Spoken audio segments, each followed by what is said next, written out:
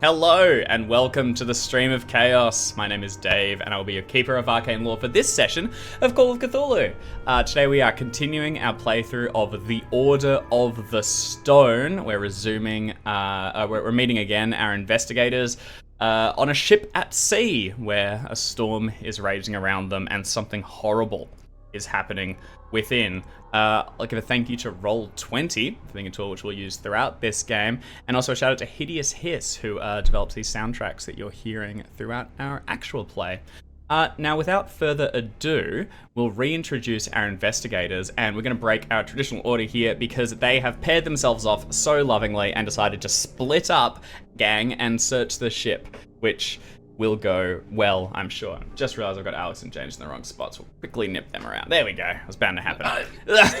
Well, again. All right.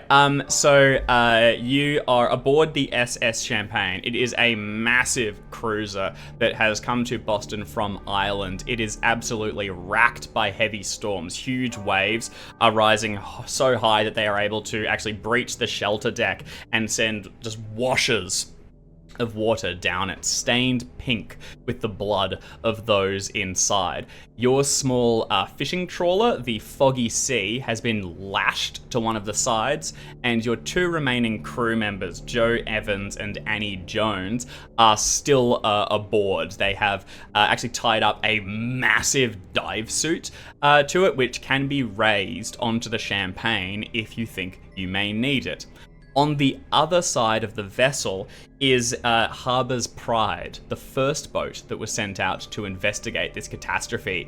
And the two investigators we'll meet first, Gasper Green and Paul Garrett, have found it destroyed and sinking with a corpse submerged slightly on its deck, which has lost an arm and has a huge, axe wound in the side of its head.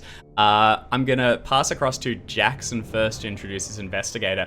And a small prompt for you, Jackson. Can you describe how your investigator is sort of pulling themselves back together? They've seen this horrible event and they now need to sort of, be like, all right, gotta act, have to do something. I'll pass it to Jackson. Yes, I am Jackson, and I am playing Gasper Green, the newly recruited cabin boy / grandson of the captain, here to figure out what the seafaring life is about. Maybe he'll find a need to prove himself, but until now, I guess this could be decision time. This could be action time. Yeah. Right. Corpses, axe wounds.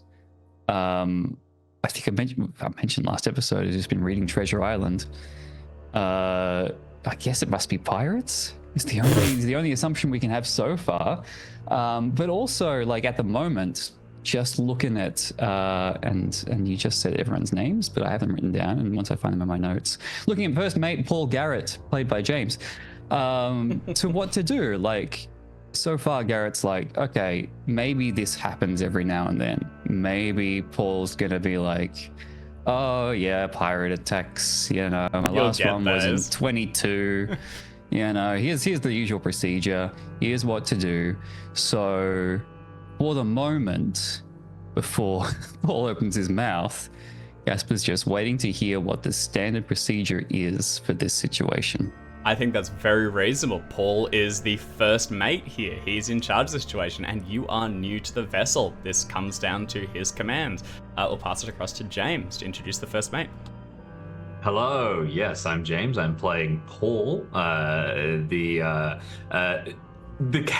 character who has not been in this situation before. There is no standard procedure, but with my happy-go-lucky attitude and my nurturing instincts, I think that despite the fact that I know nothing about what we're meant to do next, I'm not going to give that away to my poor crewmate.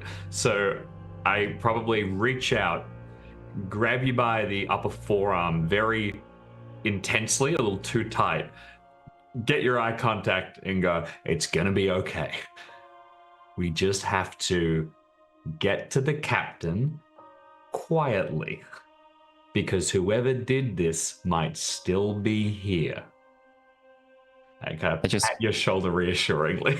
I now realize that there is no standard procedure for this, and we're completely in the dark. Oh, no, it on didn't our work. own. So that's good. Well, no, hold on. You want to make it? You have plenty of charm. You got charm aplenty. I think it's all. I'll be open to being charmed. Yeah. Do you want to? Can you give us a charm roll here? Or genuinely, do you think Absolutely. you break away from your traditional personality and it's a more serious persuade? Like this still falls under charm if you want. I'm just curious how you're approaching I it. think I don't think I'm actually trying to put forward a solution here. It's just good vibes, and therefore I think it Did is not say probably good under the vibes. domain of charm. Also, Okay. I've got better charm, so Go I want for to it, roll go that. for it. No, I'm gonna try and angle it in that direction.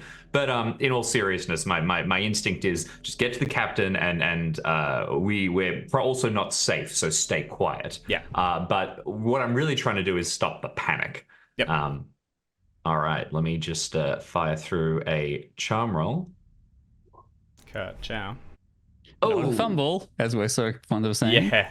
Not Just great. not a fumble. Well, I think, as has been kind of pointed out, there's not a particularly reassuring thing to say. And Gasper, it doesn't necessarily like send you into a panic, but I think what you do see is Paul has had moments like when he was very serious. You know, he's normally very casual and he's able to keep that energy. But when things begin to go wrong on the ship, it is suddenly like, okay, no, actually, just get this done now. I'm trusting you. Tie that off, and then we'll go to the next thing. This isn't even that. This is actual, like, out of his depth. He stumbles for a moment trying to think of the appropriate solution. This is not within his wheelhouse. He still has the command, but he's probably as concerned as you are. All right. Small salute. All right. Even though we're not in the Navy or anything, and then I'll do what I'm told. It's nice to salute sometimes. We'll leave our first two investigators and we'll go to the other side of the deck where our other two fisher people have stepped inside the SS Champagne. Fisher folk. Of course. Fisher folk. It was right there. Fish.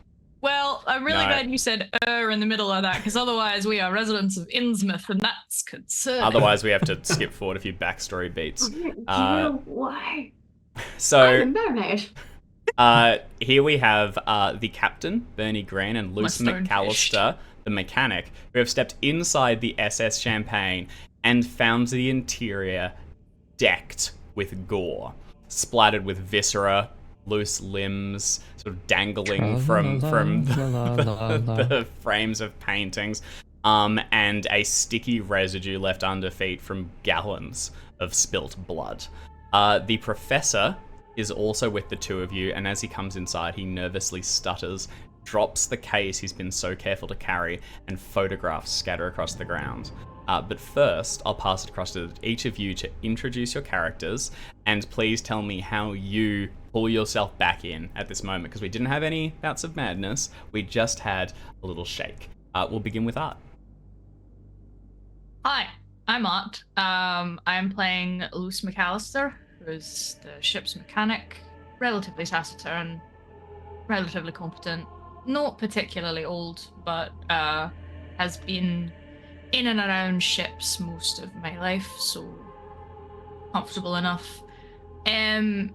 I think Luce's way of coping with this is they've spent a whole bunch of time on fishing vessels, and if there's one thing that you can be guaranteed of when you pull up a bunch of fish in a net and then start gutting them, is you're gonna end up with a whole bunch of fish and guts all over your feet, and it stinks. And I think there's an element of Luce just kind of going, it's fine, it's just like fish guts, right? And just fully shunting the whole thing aside, Yep. just doing like if you can imagine an internal picture that goes and just everything changes from being like limbs and actual like intestines There's just and fish just becomes pasted like over it. there's just a large salmon hanging where an arm would be. Oh, no. And like it's, you know, just like it's all silvery and Yep. pink instead of red and fleshy. Yep. You know, and the smell is close enough, especially with like the storm coming through, like that saltiness, even though there's a lot of like iron and like the tinniness underneath it. I think like it's close enough that they can just pretend for as long as not that long, but long enough to get through this next bit until they see something else that reminds them that they are not in fact wading through fish guts. But they are very glad that they did not that they kept their wellies. I was gonna say you're even dressed appropriately. Yeah. Yeah, there's overalls, so waterproof jacket, thick rubber wellies that come up to just below the knee, which you would be wearing on a fishing vessel, and probably also, quite frankly, has some of those thick rubber palmed gloves that are both good for hauling on rope or probably not dealing with hot things that would just melt them, but picking up a bunch of stuff, making sure you don't get cut. Whether they actually had rubber palmed gloves in the 20s, who knows? But if they don't have that, then insert whatever Pretty reasonable. thick gloves that are used for probably also welding. So just is kitted ready for hard labor and fishing vessel work. So it's very much just this is just fish. Also, Dave, I just want to clarify. You said that the SS Champagne came from the US, or from Ireland to the US? To Boston, to the US? And not the Champagne region of France. Well, see, that's what I was going to say. So really, it should be the SS Sparkling Wine, yeah? Yeah. It's the SS Prosecco. Yeah. That's it. Anyway, that's me. The SS Plonk. So that is Luce That's McAllister. now its name. SS It's now Plonk. the SS Plonk. Tell you what, you take command, you get to the helm, you can call it whatever you want. Oh, actually, Luce, we've been very clear about not renaming ships, so maybe it stays the SS Champagne, or things get a lot worse. Luce, absolutely. Moi, Plonk. If it's funny, it doesn't count. Yeah. We'll go lastly to our captain, Bernie Green, who not only has to center yourself, but also is in charge of the crew, and ultimately they fall to your responsibility. Alex, I'll ask you to introduce your character. Luckily, my hiring practices are top notch, and they're all great people who can handle themselves, right? Right? Yeah, Nice. and your grandson. And my grandson, and the kid, which, look, he comes from fine stock. Oh.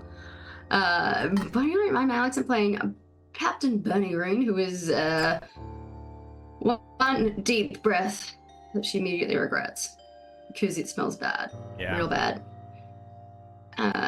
Any hand goes through her throat where there is a fairly chunky locket on a cord, not a chain, but a waxed leather cord, and just kind of brushes her thumb over it very quickly, almost like a towel, almost like an instinctive tucking the hair behind the ear, pushing the glasses up kind of motion.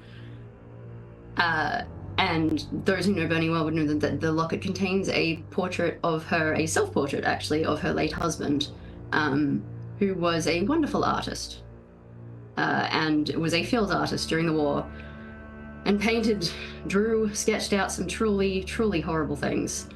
But the worse they got, the fewer colors he'd used, and he'd put them in black and white and charcoals, and that would make it feel a little bit less garish, gory, difficult to look at. So Bernie's just going to imagine the color being leached out of the whole scene. It's now in black and white in her mind. These are just textures and shapes, and it's not bits of people, and whatever has to be done will be done, and we can put that one away in a little box and deal with it mentally later. That's awesome. It's all just colors and shapes and textures. It's not a thing, it's just a drawing, it's just art. It's fine. But also, we're not going any further. We're getting off this boat. Let's get off this boat. We've got to go. Luce, Professor, we're going. I need to find my grandson. We're finding the others. We are getting off this boat. Hi, Captain.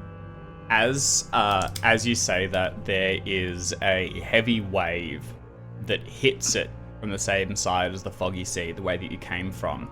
And instinctively, the two of you reach out to steady yourselves, planting gloved hands against the wall and feet only sliding an inch or so through the viscera around your boots. The professor however, stumbles Oh, with a little yell, and as he reaches Can I grab after... the poor man? Useless shite. I'll I have know you, where I'll have this you make a is roll. As he reaches after the photos that came out of the case, they begin to slide deeper into the room towards a set of stairs that can rise either up towards the promenade or down towards the somewhat confusingly named upper decks, and he goes to fall. Luce, could you please give me a dexterity roll to see if you can catch the poor sod in time? Look, I'm not And- I'm not going on the basis of this is going to be particularly successful, insofar as I want to make it clear that I am not putting my own stability Understood. at risk for this, but I will Understood. absolutely do a little. We'll see. it's I'll- that split second when you see your cat pushing a vase and you go, "Ah," even though you're on the other side of I the was room. gonna say I would make a move to grab Luce if Luce looks like they were gonna go I after. should change They were my gonna go name. after him, but seems fine. And that's how we get a chain of people falling downstairs.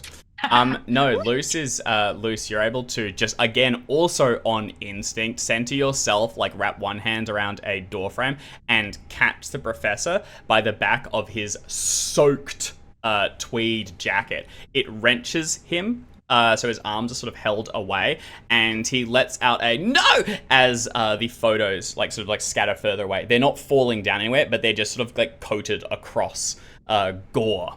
And you're able to, when you pull him back, you see that, I mean, he looked pale when he came off the ship. He was so sick. Now he looks completely blanched. His eyes are rimmed with red from either the salt spray or tears. And there's a small crust of bile along the bottom of his lip, where he appears to have vomited at some point during the journey. He looks grossly unwell, and sweat and sort of sea are staining the inside of his shirt.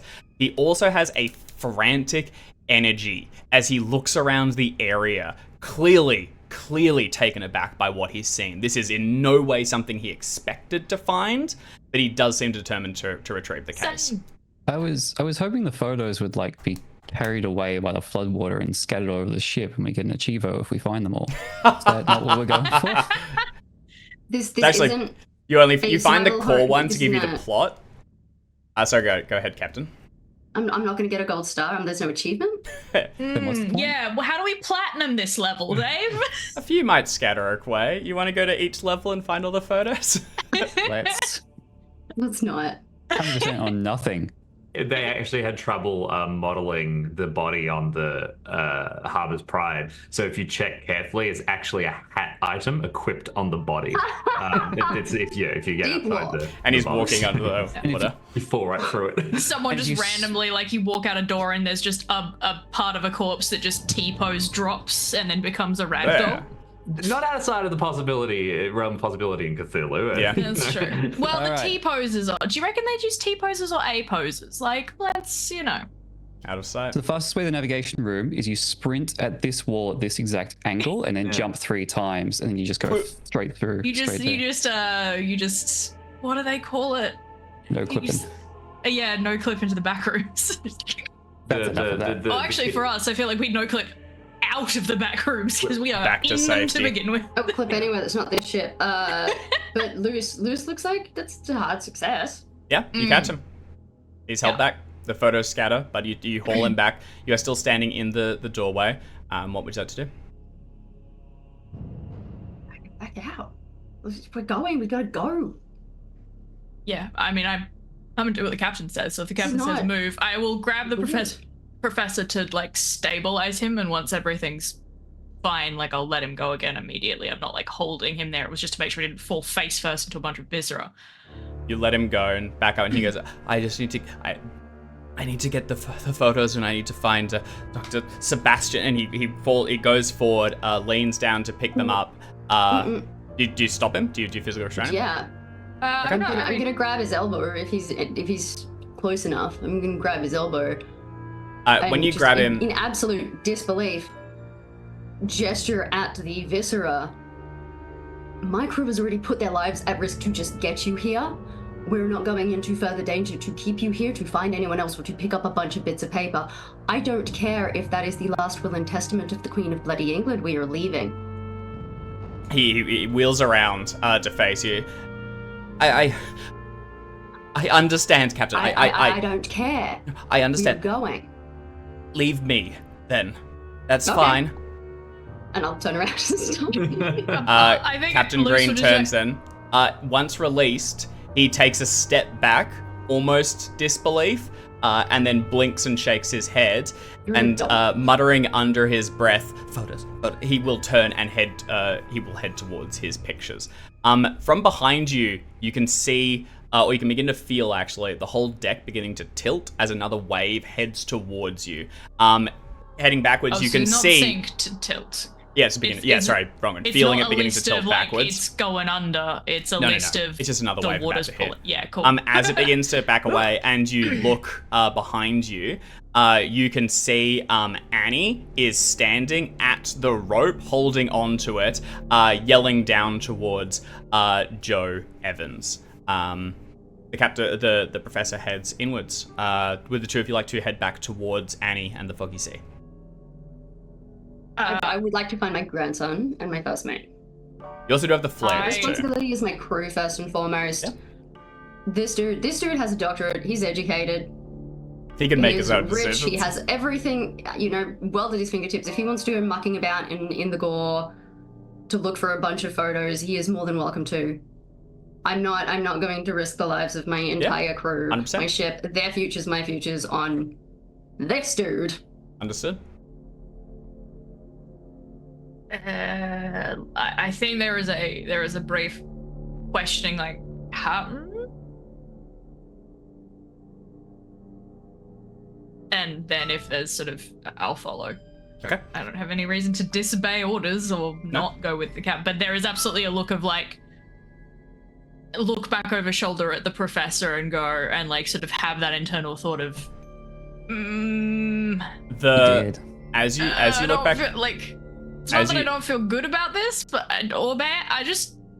I feel a particular way about this situation. I'll work it out when I'm not ankle deep in viscera. Captain's given Then an you'll put order. a gentle hand on Luce's elbow, which is probably the highest she can reach, and just quietly say, I don't feel good about this, Luce, but I would feel worse if I lost any of you on behalf of whatever is going on in this man's life. I'm not.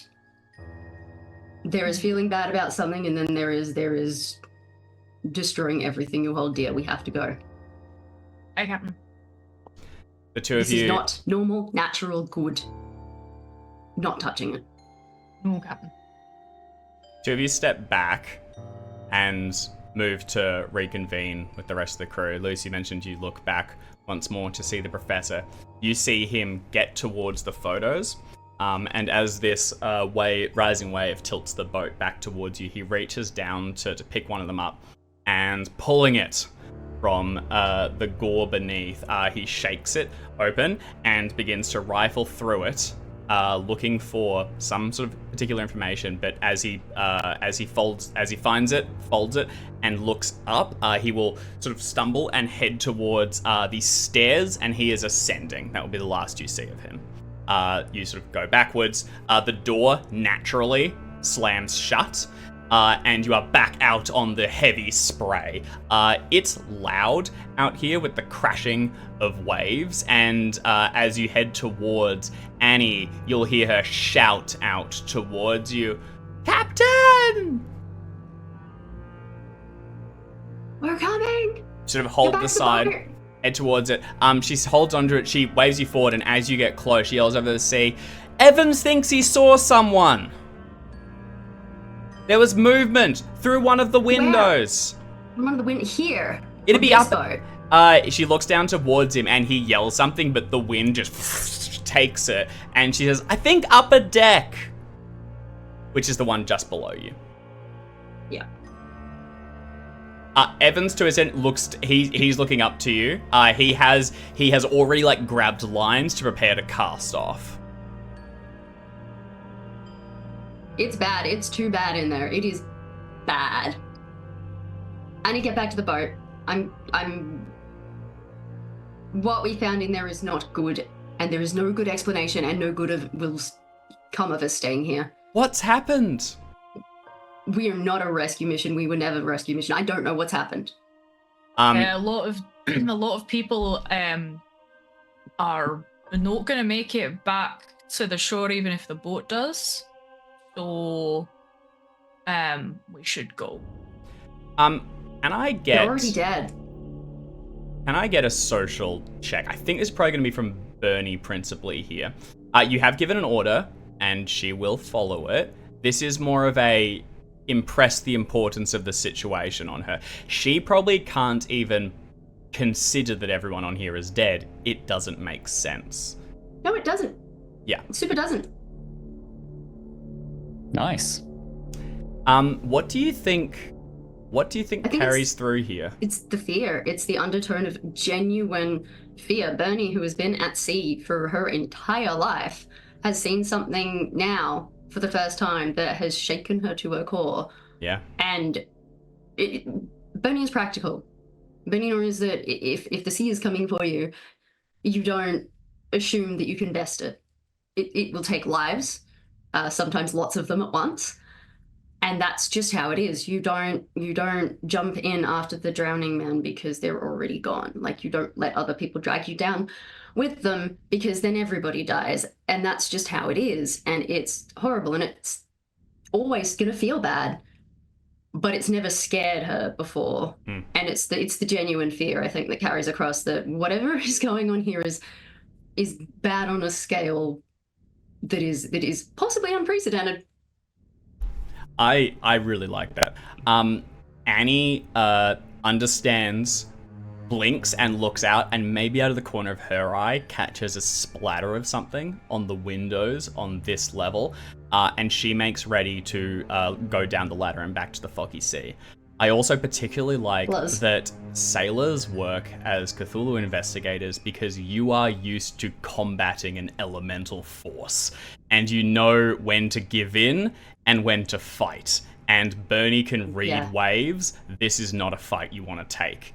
Annie begins to go down, and somewhere, the first mate and your grandson are still aboard.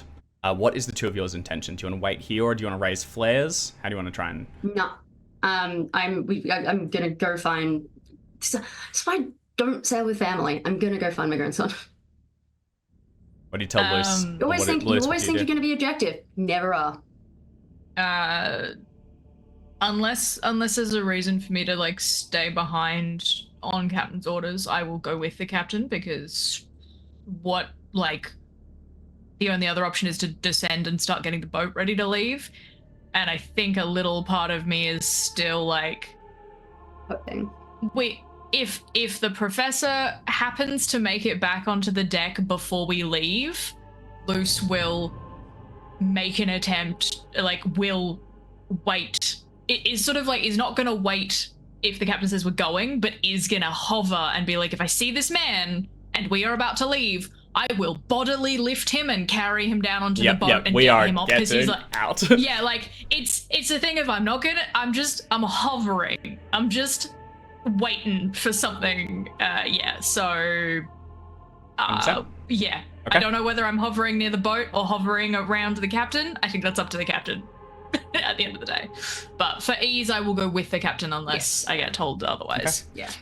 I'm not going to say no to an extra pair of hands. Do you want to send Annie down onto the foggy sea, or do you want to keep her here, like relaying and as a point of contact?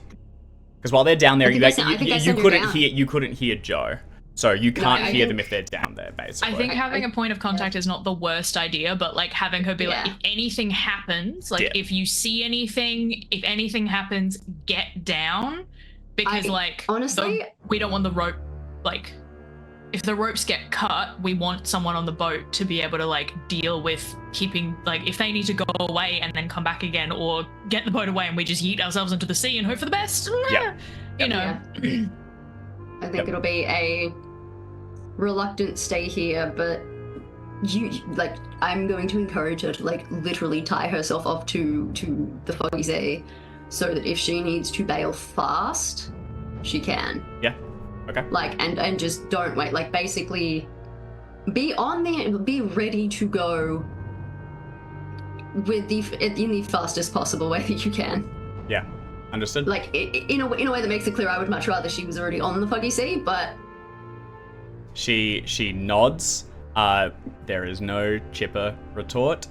She holds tightly to the line, and you see her steadfastly looking both directions down the promenade, but refusing to look in any of the windows for fear of what she might see inside. The two of you Smart girl. take hold of the banister and begin to make your way round towards where you last saw your companions, just as the wave begins to come in. We'll go I don't now. think I'm holding on to anything. I think I'm good. I think Just it's just like squared. a roll, we're going. Yeah, just like this little brick of a woman, just like down the deck. The wave Yeah, can I have try. a slightly higher center of gravity, so Yeah. I will occasionally steady myself on something. But likewise, Luce is a solidly built human being. I think that if she sets herself, is not going anywhere. Like a big wave hitting, she'll need to steady. Yeah.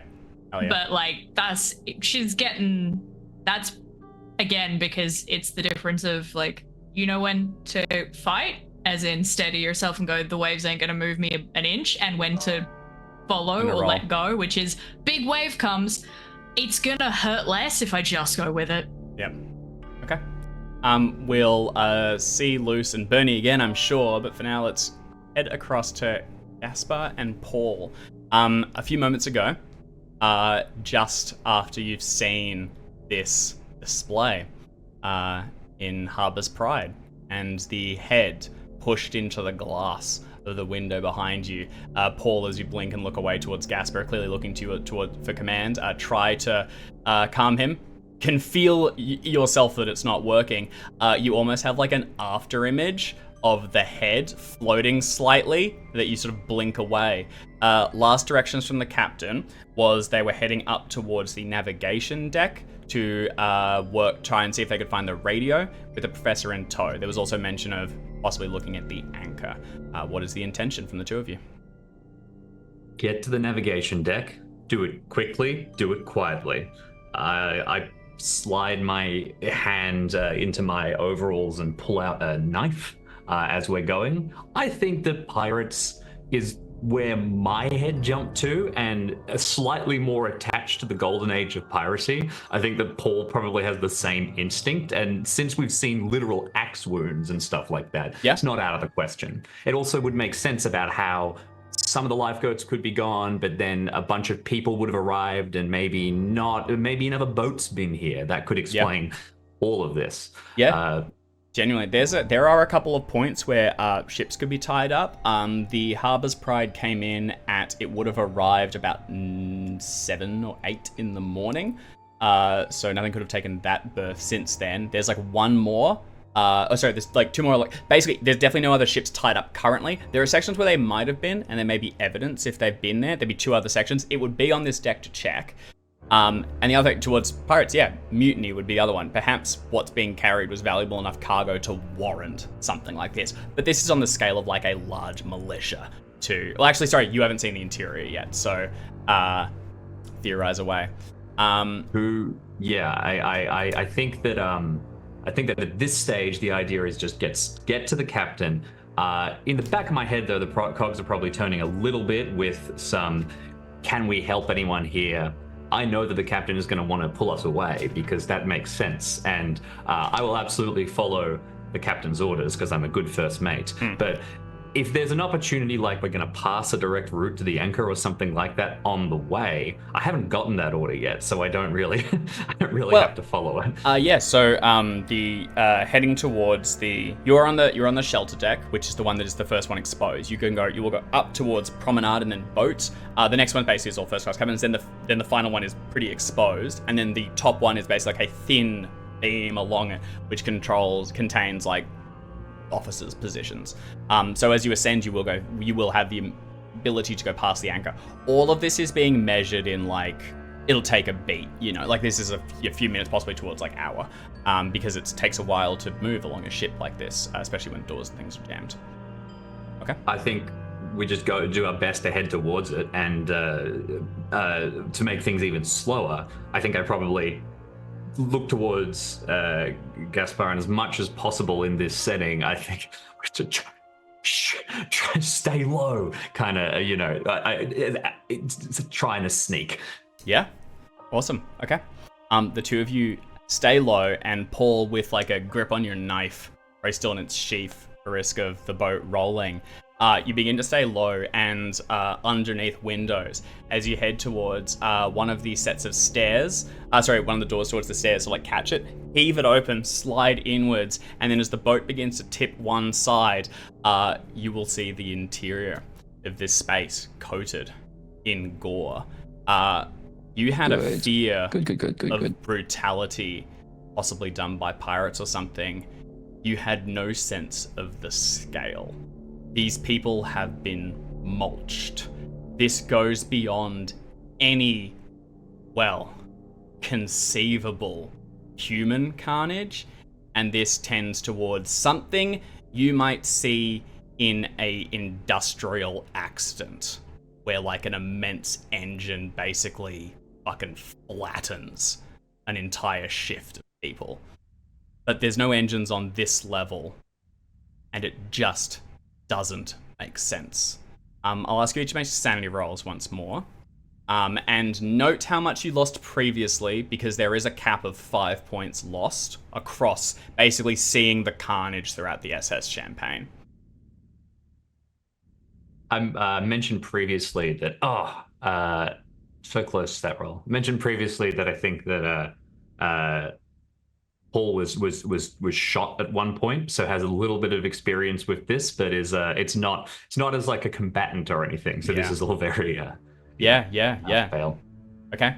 So it's a D4 plus 1, but you're going to reduce that by whatever you lost previously. That's I think is how it works. So I guess you can get 0 here. It's only if you roll the higher numbers at this point. So I'll kind of rely on you guys to track those values. I understand. I lost 2 already. I lose another 2 now. I can only lose another 1 from seeing dead bodies. Thank you. Is that what you're saying? 5 total. So yes, that's right. Yep. Wait, another 2. Didn't you say if you loot, you roll the same amount, but you subtract what you've lost before? That's right. That's Gaspar. Case, Jim will take. Gaspar will take. Oh, you've got 2 rolls. None. Jim takes 2. Gaspar, you take none. Because yours is reduced. You reduced that much. So you've already seen enough carnage for this particular moment. Now I've got you. Yeah. And I take 3 from this because I've already lost 1. Yes, that's right. So Gaspar, you're still basically reeling from the recent thing. There's something about the terror of an individual death, I think, that then once you get to this sort of scale, you struggle to comprehend it. Is that fair to say? Or do you have another reason you think this kind of doesn't hit you as hard? Paul told me to get down low and go slow and go quiet, so probably not seeing as much. Yeah. Getting the sense that, okay, there might be some more bodies in this room, but I'm going to be very quiet and look where I'm stepping, so I don't catch eye of, don't make eye contact with any axe murderers or pirates. It's just blood. How about yourself, Paul? That's another moderate hit.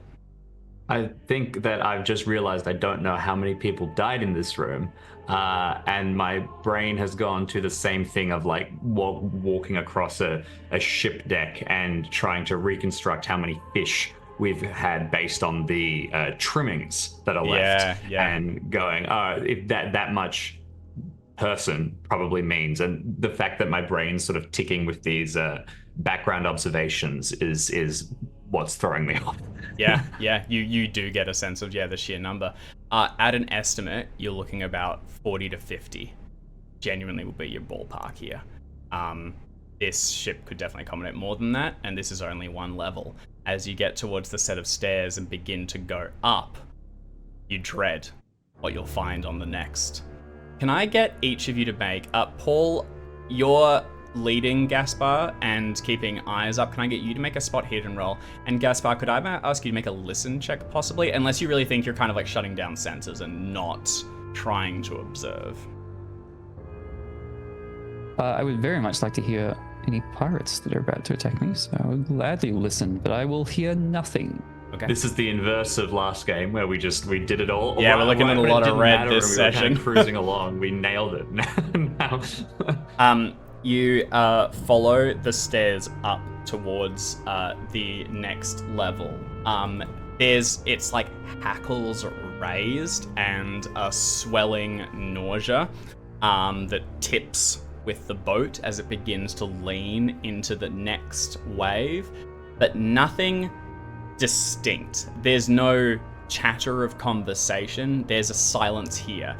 Gaspar, you can only hear your boots collecting sticky fluid, lifting it from the carpet and placing it on the next stair. And Paul, all you can see is another limb to count as your eyes begin to glaze over and stop the tally. You get to the next level, and like the one below it, blood is stained across the walls and floors here. There are discarded personal effects where they've fallen. You see suitcases and trolleys, which may have been brought out to try and like mass evacuate contents from rooms.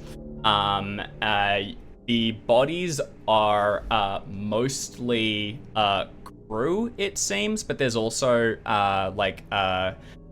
passengers as well. And as you're getting higher, you would expect to be seeing more first and second class people. And while that is true, it's not exclusively. Like, clearly there were others that maybe just made a run for it going up, possibly fleeing something below. Also heading in this direction is the way you would go to get towards the lifeboats. So you could continue straight up from here. You are on the stairs and head up towards the next level, unless you want to just stop here and search. You would expect to find first and second class cabins and some open spaces for like dining rooms and things. I don't think we have a reason to search through the cabins at this stage. We have not been given the specific name by the good professor of who he's looking for. Right? You had a conversation with him. I think, can you make an intelligence roll? Sure, let's go for it. See whether I was listening. Oh no, I was actually listening. Yeah. I wasn't just nodding and sounding enthusiastic. I actually think also, I think I did mention it very briefly, but it stands to reason that he would have said it. He is looking for a Dr. Nicholas Sebastian, one of his colleagues, who was in charge of the expedition, which was returning contents to Massachusetts. He mentioned a few other names briefly. You generally, if it comes up, you would probably with a hard success, you would recognize a couple other names from that team, like the laborers and students that went along with it. I'll not say them now because it's hardly necessary, but if they come up, you'll recognize them. Names won't be on doors; they'll just be numbered. But if you can find that you want to, I mean, that was what the professor was coming on board for, was to find a manifest to search for. Names won't be on doors, that's true, but I know boats well enough, and based on the amount of money that this guy was splashing around, Doctor will be in one of the first class cabins, right? That's just... Well, first class is a little grabby. He'd probably be second class, and then the students and laborers in third below. In like bulk, like let's just get across. I think I definitely hesitate at a crossroad or two and just take a glance. There's luggage here. If I see anything that's got a big old Miskatonic University sticker on the front of a briefcase or something, yeah. I think what I'm kind of pitching is, could I push the spot hidden roll at the risk of staying longer? I'd love you to do that. Paul pauses before you roll. Paul pauses at this set of stairs before going up. Gaspar, you were kind of following along, and just on instinct would probably move to go up to the next one. What do you want to do? Do you want to pause and wait with him for a moment? Do you want to make a roll of your own? I'll pause and ask what's going on. Deck's up above, right? They were looking for a doctor, students. This is where they'd be staying. They're probably staying on the floor. Back where we walked through. Yeah, so if we can take a bit of him to old mate, he's probably going to be more willing to leave. Yeah. I don't want to try and wrestle him down that rope. Yeah. Yep. Aye, sir. Yep, good. Fine. Just check these two rooms real quick. I'll do what I'm told. Okay. guess if I'm thinking, the airplane seating chart, you take the best second class cabin, and then that's quickest to access where your students are in the galley deck or whatever. I'm not a boatman. No, I like it. Yeah, I can see That it. checks out. Go ahead and push that spot hidden roll, please, Paul. Comes out with another hard success. Very Yeah. nice. Nicely done. Okay. Yeah. I honestly didn't expect it. I thought this was the end for all. What gets you is there's a different pattern to the carnage. Down one of these corridors, it stops being sort of engine mulched, and there's spatters, like little of blood sprays on the wall, like someone had taken a paintbrush and splashed it towards it. Yeah, either of you had particularly rough lives? I reckon you've been on the wrong side of the law, either of you at any point? Possibly witness to something? Yeah, probably adjacent to. Yeah. My credit rating is 15. Yeah. And I don't think, I think certainly Gaspar was probably at risk of falling in with the wrong crowd. And Yeah. maybe didn't by pure chance. Yeah. Gaspar, as Paul notices this and draws your attention to it, and you look up, you recall an incident, the one that stopped you going down that path, where a gangster leveled a Tommy gun out of a passing car and sprayed a rival, couple civilians, loose change, and where the bullets embedded in the wall behind it, it left these little spots of blood. Someone was shot here, and as Paul begins to approach it, it looks as though one of the rooms has been barricaded from within, and then the door is peppered with bullets, where like an SMG or something, Tommy gun, just rattled through it to level people trying to get inside. Visibly different to the others. That's not good. I'll mention that to Paul. That looks like gunfire. I don't know if it's just Shit. swords and actors. Well, Axes. that's barricaded. We're coming in or out of the room? Huh? In or out of the room? I don't want to knock if they're going to open fire. Is it You say it's barricade? It is barricade. Sorry, yeah. It looks as though people tried. Like if we could, it looks like the bullets could... were going out of the room. They shot out. So from inside, people tried to get. Maybe there was like a knock at the door, and they just went like right through it just to spray whoever tried to get inside. The barricade, actually realized you probably wouldn't be able to see. So it's presumption of it's locked or barricaded or something from the inside. That's yeah. Okay. It looks like they shot from within. All right. This is probably them holding up. So back up for a second. All right. Just get out of the line of fire.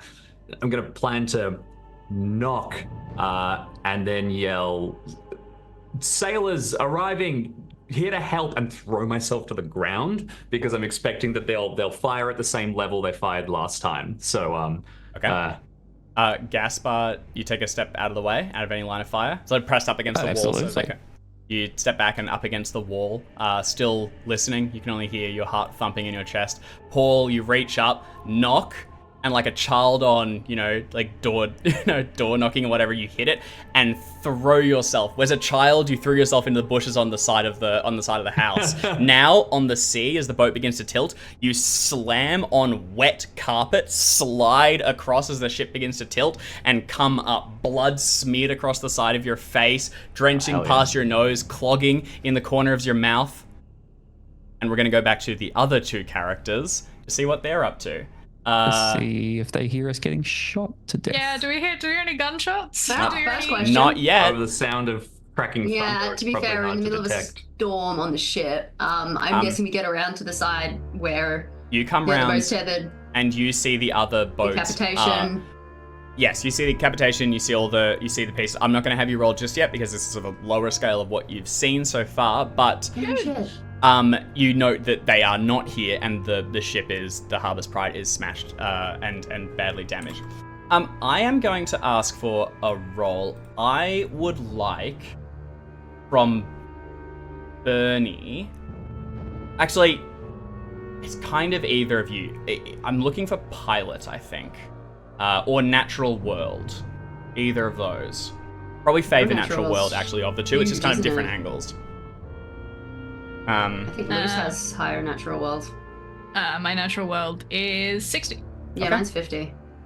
Oh, you both have but quite I good. also- Each of you roll Pretty good. independent. I think I'm probably focused on You're also a pilot, so like, find Gaspar. So I think I'm if there's a natural world looking out to sea, I think it's probably not me today. This is more of an instinct Right thing. now. I actually asked both of you to roll here. Okay. I think this is pertinent to you each. Nice. Okay. not for me. This works, I think. Bernie, this is instinct. There's no concrete like thought or chain. These waves are getting bigger. You can feel the swell as it begins to tip one way. The foggy sea cannot remain tethered there for long. That next wave already shook Joe. You are in like, get everyone aboard, and if the foggy survives, it survives, or cast off yesterday. Already, you're not. You barely got to the ship through the storm. At the moment, genuinely, the SS Champagne is probably the safer of the two vessels. But things are only going to get worse. You need to either get everyone on board, one way or the other, and your window to possibly evacuate is shrinking fast. Your heart sort of drops a moment, and as the ship begins to tilt again, it's going to be a bigger one. I'm gonna grab Luce by the elbow and shout over the storm. They've gone looking for us inside. The foggy is not going to survive another wave. Get back to Annie. Tell her to get aboard the foggy sea to cast off from this boat. If the foggy sea is destroyed, then we have no hope.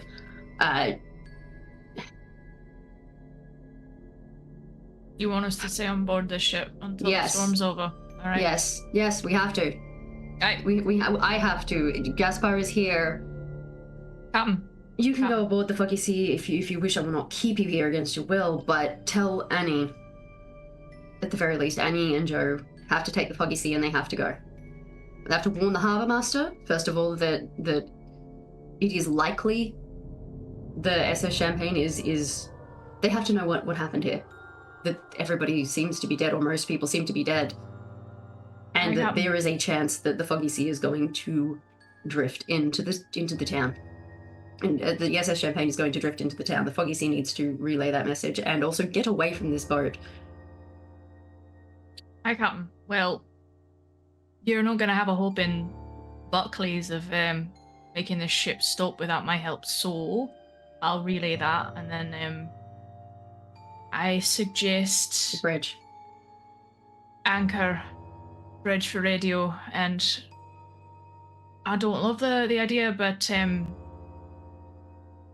I might need to go below, see them engines for myself. If they're functional, We'll find get Paul them and running. Gaspar. Find Paul and Gaspar first, and Paul can go with you. I got them. You need I don't just want to you leave need you alone, genuinely but like I have to go find Gaspar. I come. Like Luce just sort of very matter-of-factly follows exactly what they've been told to do. So we'll go and relay that to Annie. And if there's any pushback on it, we'll just be like, we'll follow that thread. There's you'll head that way. Great. Yeah. So just I think right before Luce staggers off, rolls off down the deck, I crane up to look her in the eye. I'm gonna get you all off this boat, and the foggy sea is our livelihood once we're there, once we're home. We're gonna get home. And Luce family. dead eyes back, like as the captain is turning away, there's a look of like intensity, and it's like, you're coming too, Captain.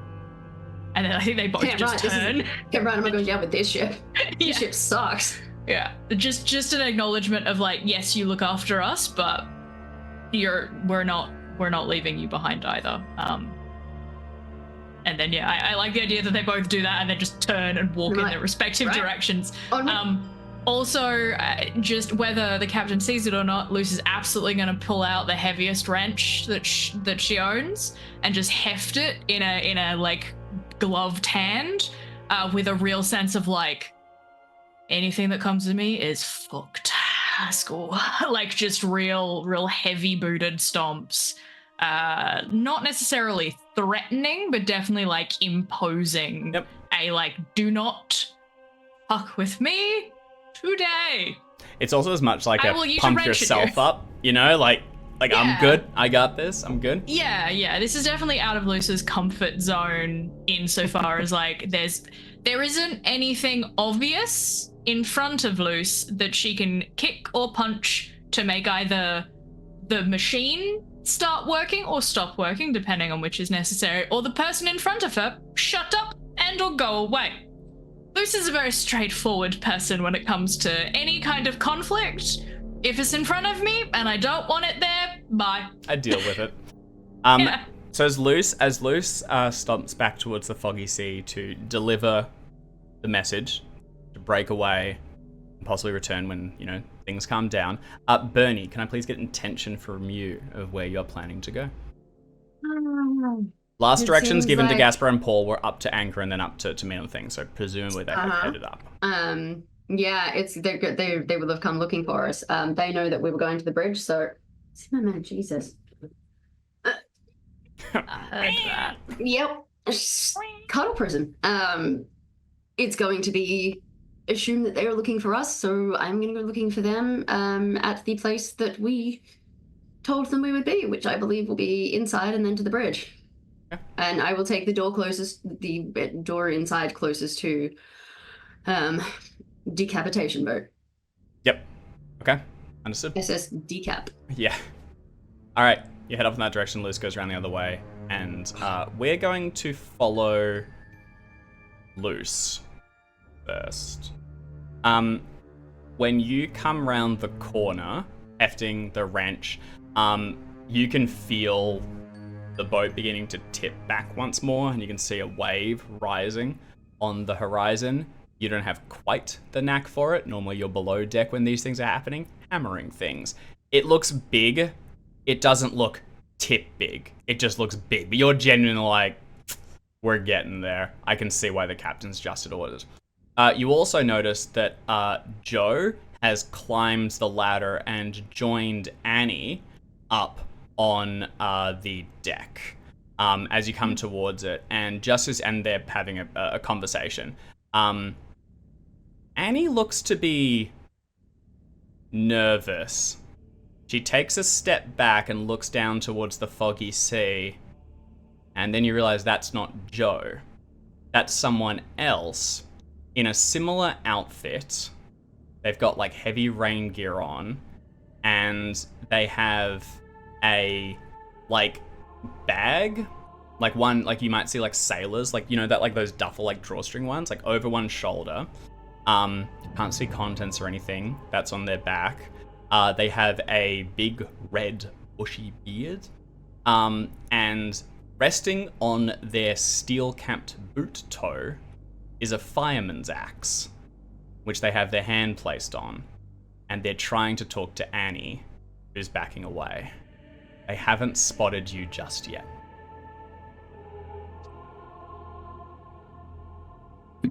How? Good. When you say Annie looks nervous, like Annie looks She looks afraid like of this person? she looks like. Actually, can you make a psychology roll? No. But I can try. It's this far away. It's hard to get. She's definitely keeping a little bit of distance, but she's not running or anything. You know, she's She could have run. She looks like she's like looking down towards like Joe. Maybe it looks like a kind of like an in between. But we saw the axe wounds.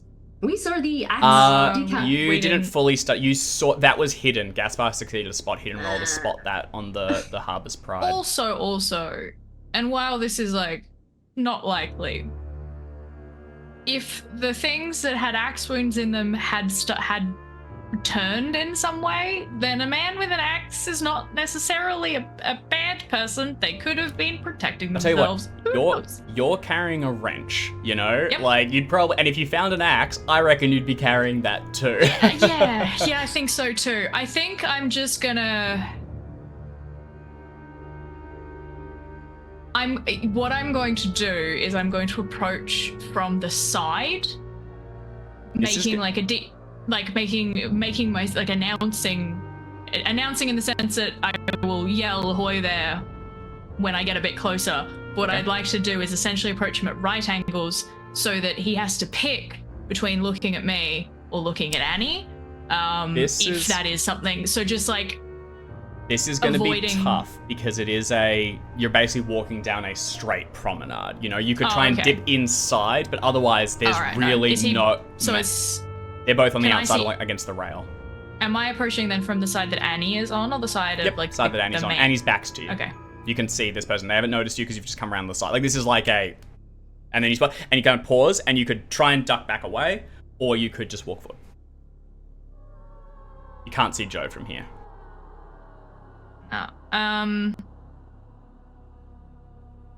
While you're thinking, I'd like to quietly acknowledge the Annie Are You Okay reference, recognize it, and allow let it it to pass. drift away. Let Remain it- mindful. Feel the urge, release the urge. I mean, Luce, as I said, Luce is relatively simple when it comes to like things things what might be problematic is hit it or make it go away. That's kind of it. So I don't think Luce has an instinct to hide or be sneaky or anything. Just goes, oh, Annie's talking to someone. No idea who this guy is. Up I go. Just gonna like walk up and be like, Annie, you okay? Yeah. You know, like just and also go, and who's this geezer then? Eh? You have to Like, walk. just kind of make it as casual and unthreatening in the sense of like I'm not going in with a wrench raised going get the fuck away from my colleague, but I You am just also got a wrench. absolutely going, who are you and what do you want? Yep. You have to yell over the sea and the spray. And Annie doesn't hear you approaching, so she's clearly on edge a bit because when you call out, she jumps slightly, looks back, sees you. There's relief, and she goes, "Luce, yes, this is Mr. Thompson. He's survived whatever's happened. He was asking us to go and find help. Perhaps you'd better." And she takes like that little dance step back so that now it's not a. It's a little... You being in between her and the bearded axe man, positive for her, you know? She's there, she's supporting, we're a team, you are in between them. Oh, which I fully and assumed was your completely. intention Someone who's too. like done this for friends in social situations, there is absolutely a like, she does it step back and Luce just widens their stance ever so slightly to be like, yeah, now you're dealing with me. It was an offered retreat. It wasn't a Yeah. I think Annie, like whether Annie would have done it either way, but Luce is acknowledging it by going, no, now you're talking to me. She's still there. You're talking to me now. Luce, do you have an intimidate skill? I do, and I also have some extra points that I haven't thrown in yet. I'd so I love might... an intimidate roll Oh, as you alright. set the tone. Well, do I want to throw some of my extra points in it before I roll? 'Cause I'm Luce reads tempted. intimidating to me. I can definitely feel it. I kind of split my 70 into a 20 and then 25 and 25, and I'm pretty sure that 25 of that's going into throws. I feel like the 25 in intimidate, Yeah. which would take me up to 65. Okay. Very So I'm just gonna roll. I'll edit the points in a sec. Okay, yes, but you are committing the spend basically. Yeah, sorry. Actually, I'll just quickly do Sure. it now. So it's in my character sheet. We'll go 65. I'm committing to spending, and now watch me fail. Delightful. Nice. Even with the extra points, it's not as bad a failure. It's still a failure. So, few things happening. He's gonna respond, and Annie is glancing down towards the foggy sea, presumably Joe. You can feel it behind you. You can feel her shift as she looks over. You are kind of trapped in a staring competition a little bit with this guy. Like, it's a, you don't want to blink and look away. You do have a, kind of wouldn't want to turn your back at the moment, so you can't look down. Well, that would be risking it. You could push this roll, taking a step forward, putting your hand on the wrench. As I tempt you, you get a bad feeling about this guy. Like, I'll just say it. It's, you don't need, there's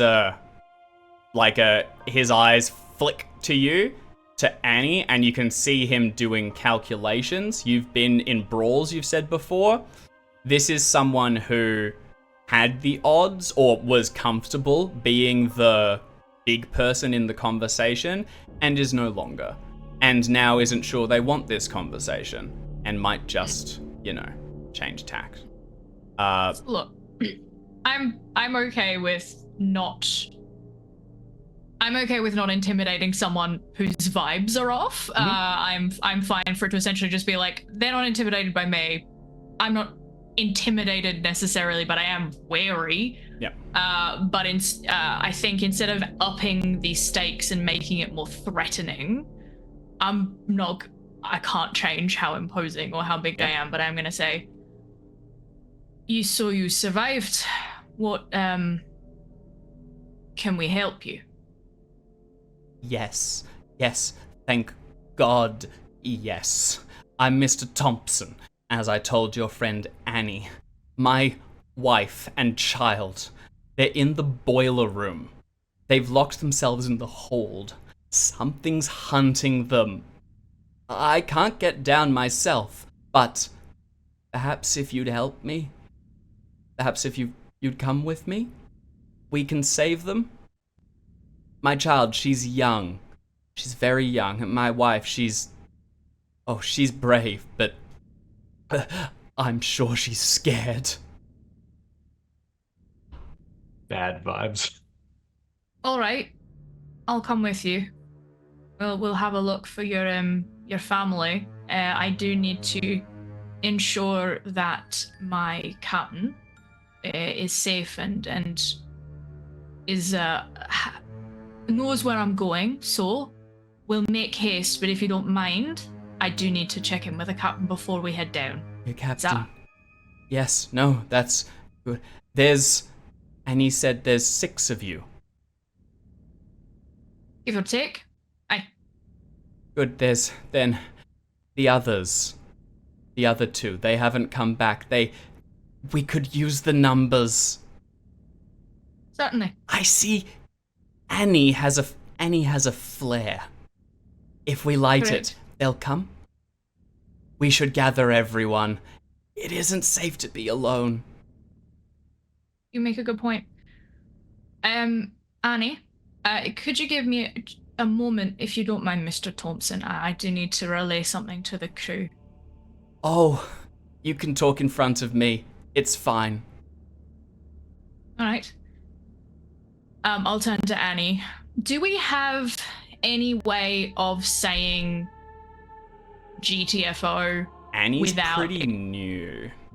Yeah. Evans would. Well, Joe Evans, isn't. you get him, but he's down there, and that's the blink. I'll also clear. Are you turning your back right now, or is this an No. open the thing to because you're in between them both? Yeah.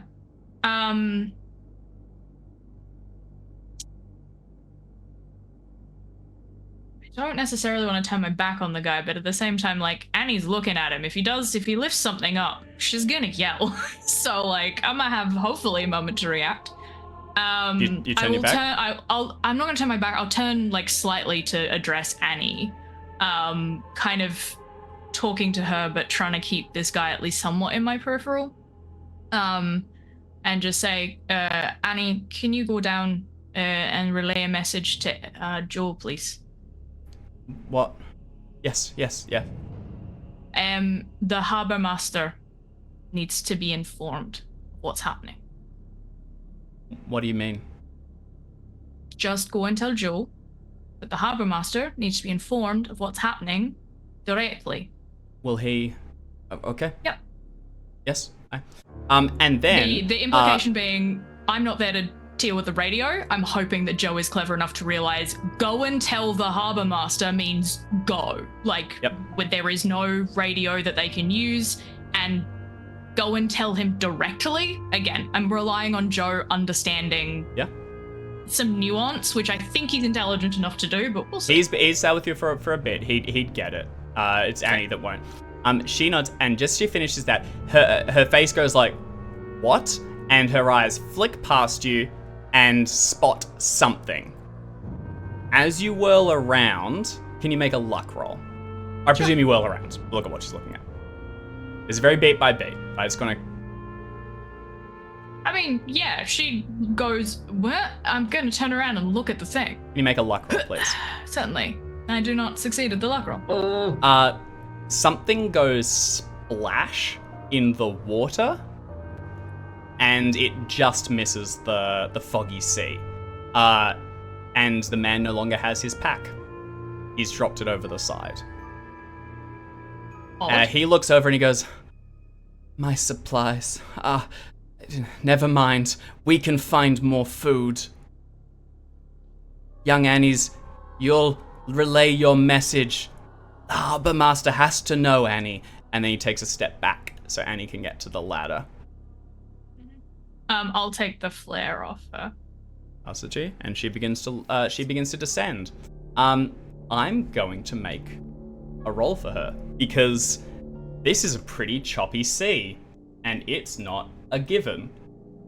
So where's Annie's climb? All right, I need some dice.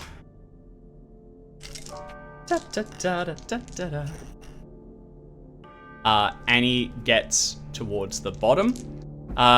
You'll see her safely, or you'll wait to watch her. She gets towards the bottom and she does slip, but she catches herself and gets down. She has barely passed, and she gets down. You can see her talking to Joe. As you risk a glance now, you see Joe had drawn a pistol at some point during this engagement and has reholstered it underneath the jacket. You didn't know Joe carried a pistol. That's not a normal sailor thing to have. He's got a gun. Yeah, but like I also it's one of those things that like I file and in my head I'm like, that's odd, and then the next thought is, and the captain knows. And if the captain doesn't know, she's gonna know. And like that's the extent of it, is either the captain knows or the captain's gonna find out, and then the captain will deal with it. Yep. Captain's proud of him regardless. You will note they have a brief conversation, and as you turn away, Joe is directing Annie to begin removing lines. They are intending to cast off. This is possibly the last you'll see of the foggy sea for the time being. Let's see if they return. You head back, going in the direction of the captain. Do you walk with the man to your rear or your front? Mr. Thompson. The man with the axe? The man with the axe. I think I would let him walk a little ahead or to the, or like next, like side by side if there is space to do so, and kind of try and engage him in conversation in a way that is sort of like distracting, but also like distracting for him, but and also like mainly keeping him occupied is like, yes, I am interested in you and what's going on. If you hit me with an axe, that's going to like, I'm gonna be you're pissed. not going to have a person that's interested in helping you, and you at least want that for long enough for something. So you're letting him lead, and you're talking to him a bit. Yeah. I don't know where the captain is exactly, but I know where they were last, so I will say we'll head in this direction. But if you know the ship a little bit better, I like essentially leaning on you've been on the ship for a bit, we need to head to X location. You probably know the quickest way. I'll let you kind of lead a little, and then ask about like, so tell me about your family. Like, where were you coming from? Like, what, how long have you been at sea? That, just kind of like gentle questions that I'm not expecting truthful answers to. Yeah. So, with the intimidation roll kind of gone through, I'm not going to ask for another social check. You get what you expect. Very vanilla answers that kind of tick boxes, raise no real alarms, but don't necessarily ring true. They just feel a little hollow. As we leave Luce, heading around the side, alone with their new friend, go after where the captain was last seen. There is a roll of thunder, a flash of lightning, or was it gunshots? And you see, with rain pouring down around you, the back of this man's coat, where they were carrying the sack, turns pink and begins to drop to the floor. The pink water, not the jacket. That's still on. Oh, heck. So we'll leave Luce going around with their new friend, and I want to nip back to Bernie briefly, because Bernie might catch up with the others pretty quickly. Hi. Bernie, staying low, heading for the stairs? I mean, You're staying always low, low. not intentionally, just short, always low. Okay. Heading for the stairs, heading for the door. Stressed. Yeah, so you head back inside to this space, which is just fucking scattered with blood and viscera, and it sucks. Just sucks, man. You all Still have sucks. little... Still sucks? Still sucks. Still sucks. You all have little torches that Luce procured, so you've all got like lights, and on the inside there's no functional lighting. So with the heavy overcast clouds, there's like some ambient light coming in through the day, but very little. So you're definitely relying on the torches a bit. Yeah, I'm probably gonna like cover it with like a piece of cloth just to mute it a little bit. Yeah, you kind of got it So in the it's jacket. not like, hi, just Well, in that case, beam a light down this hallway. if you're trying to sort of stay with it, not that you can, there is enough ambient light to move around. The torch goes out, you can still see, you could find the doors and like the rails and things. I want to be able to see, so I don't want to get rid of all of my ambient light. I just don't want to be shining a beam of it directly down the hallway. Like, I'm not stealthing, but I'm also not like banging pots and pans here. Understood. As you head towards the stairs, you will immediately notice there's people have gone up and down this. There's there's boot prints that have like smeared it around. This is where the professor was last seen going, but it looks like more than that. You are confident you're in the right direction where Paul and Gaspar went, unless there's other people aboard. Which It's hopefully where they went.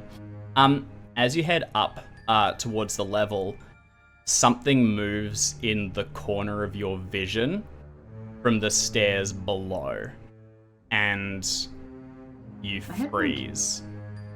Can you make a spot hidden roll, please? Actually, before you roll, you genuinely, it's a freeze and it's in the edge of your vision. You're not sure if you want to look. yeah. Can I There's just something go up in the the stairs dark. quicker? You can. Can I just keep going? Can I just be like, whoop, off we go? You Or actually, can I freeze? I don't want to look directly because I'm kind of just you know when you kind of not unfocused, but you're looking out of your peripherals and you're just kind of waiting for movement, but you're not directly looking anywhere, but you're also trying to be as aware as possible of everything. And just I've got the cloth over the torch, and I think with the other hand I'm gonna kind of reach into the waxed jacket and just get my hand around a flare. Just get it around a flare. Just have my hand like just on a flare. you freeze. Just and real gently. Yeah. one Just in hand case I need a little flary quick draw. snakes into the jacket. Meanwhile, the whites of your eyes are trying to pick out something shifting in the total darkness of the stairs heading down towards the upper deck. I am going to ask for a spot hidden roll. This is going to be hard to get any real information. No. Okay. Something moves. Big. And then when you catch the flare and like shifts slightly, your eyes inadvertently dart down towards it and it's just blackness. There's nothing more there. I am going to ask for a sanity roll from you. Yeah. Maybe those ones don't go through. No point. Weird, You are fine. 0. Unnerving, but things shift in the dark. That's reasonable. It can be dismissed, and you race up the stairs towards the others. Okay, so Paul and Gaspar. Paul, you slide through the mud, hit the other side of the wall, and there is no gunfire. After a moment, you're able to pull yourself up, and no response from within. It's the worst outcome. How is that the worst outcome? Well, because if they yelled back, I mean, now it's... I kind of head over and I do the same thing the other side and yell again. Like, we're here to help. I'm going to try come in. Okay? You let out a couple of yells, pretty much confirm that either they're not responding or there's no one inside. There is no response. Do you want to go to break open the door? Yep. I'll need at a this strength point, roll. I've relaxed enough that I'm not throwing myself each time. I'm coming in, okay? I'm coming in. I'm going to try and get the door open. I think I'm going to need a strength roll. Jim, I think you mentioned bringing a crowbar or something, or was it Luce? I did. Yeah, I okay. did, yes. Go ahead and take a bonus dice. Oh, This is literally what this is for. Thank you. Actually, no, sorry. I mean, go ahead and make the roll. It doesn't matter. You've got a crowbar. It's a matter of time. You can open it. You get it into the side, put your weight into it, and heave. The door splinters, cracks. You find the lock, and eventually swings open. As you do, Gaspar, you taking in Paul from here, has a very like Two-Face look going right now, where one side of his hair is like matted with blood and coagulated viscera, and like the side of his head, and the other one's like still got like the rain, speckles, but they still when you wipe it, just like smears on the side. It sucks. Okay. Torches on, you look inside. This is a very nice room. First class, visibly. And a couple of the other doors that you're going past were like open or ajar, and you were able to catch glimpses within. Most of them showed evidence of like terror and being destroyed. Some weren't. Some were just kind of like off kilter and like just sucked. This one looks like it was kind of untouched by the same event that pulped the rest of the crew. It has still been damaged. There are the bullets going through the door, and some furniture has been pushed up against the inside, which you heave out of the way as you go through. It takes you a moment, actually, just beyond the crowbar, even to like jostle it enough to get inside. Towards the rear, there is a window that has been broken, and rain and water is spraying inside. These windows, actually, first class, it might be able to even be opened. It's broken regardless. Water and spray is coming in from that side and like dashing across like some desks and things. There were glasses for like wine. Most of them are broken as the wave knocks the ship back and forth. And what at first you think is blood, because at this point what isn't turns to be red wine, like stained across the carpet. You can see a couch. There's an upturned table. All the furniture's fairly intact. Clearly whoever owned this suite was, really unaffected by it. You see like a trunk towards the back. It's open and has been largely removed of contents, but some clothing and stuff remain. So two of you go in, and on a very cursory glance, you will find like an ID somewhere on like one of the trunks that says Dr. Nicholas Sebastian. It appears that you found his room. Nailed it. Good. I'm assuming that no one's climbed out that window, even though it seems like it's probably the most likely situation at this point. I'm gonna check under the bed and in the cupboards and stuff. Just do a quick once over, because I'm pretty convinced that if this was barricaded from the inside, Yeah. feels sensible. Yeah, definitely. I'm inclined to take a look in this case and just get evidence that we found him. We found his room. Yeah, just you to can show our doctor get a who I shirt don't know or has something. disappeared. Yep. Okay, so Gaspar, you're going through the personal effects to try and find something to evident, like a note of him. Paul, sorry, what was yours? Is like a general like once over through the whole room? Yeah, just checking that there's nobody hiding under the bed or lurking in one of the cupboards or something like that is really what I'm going for. No one else is inside. It's empty. There's no one hiding here. Gaspar, I'll ask you to make a spot hidden roll.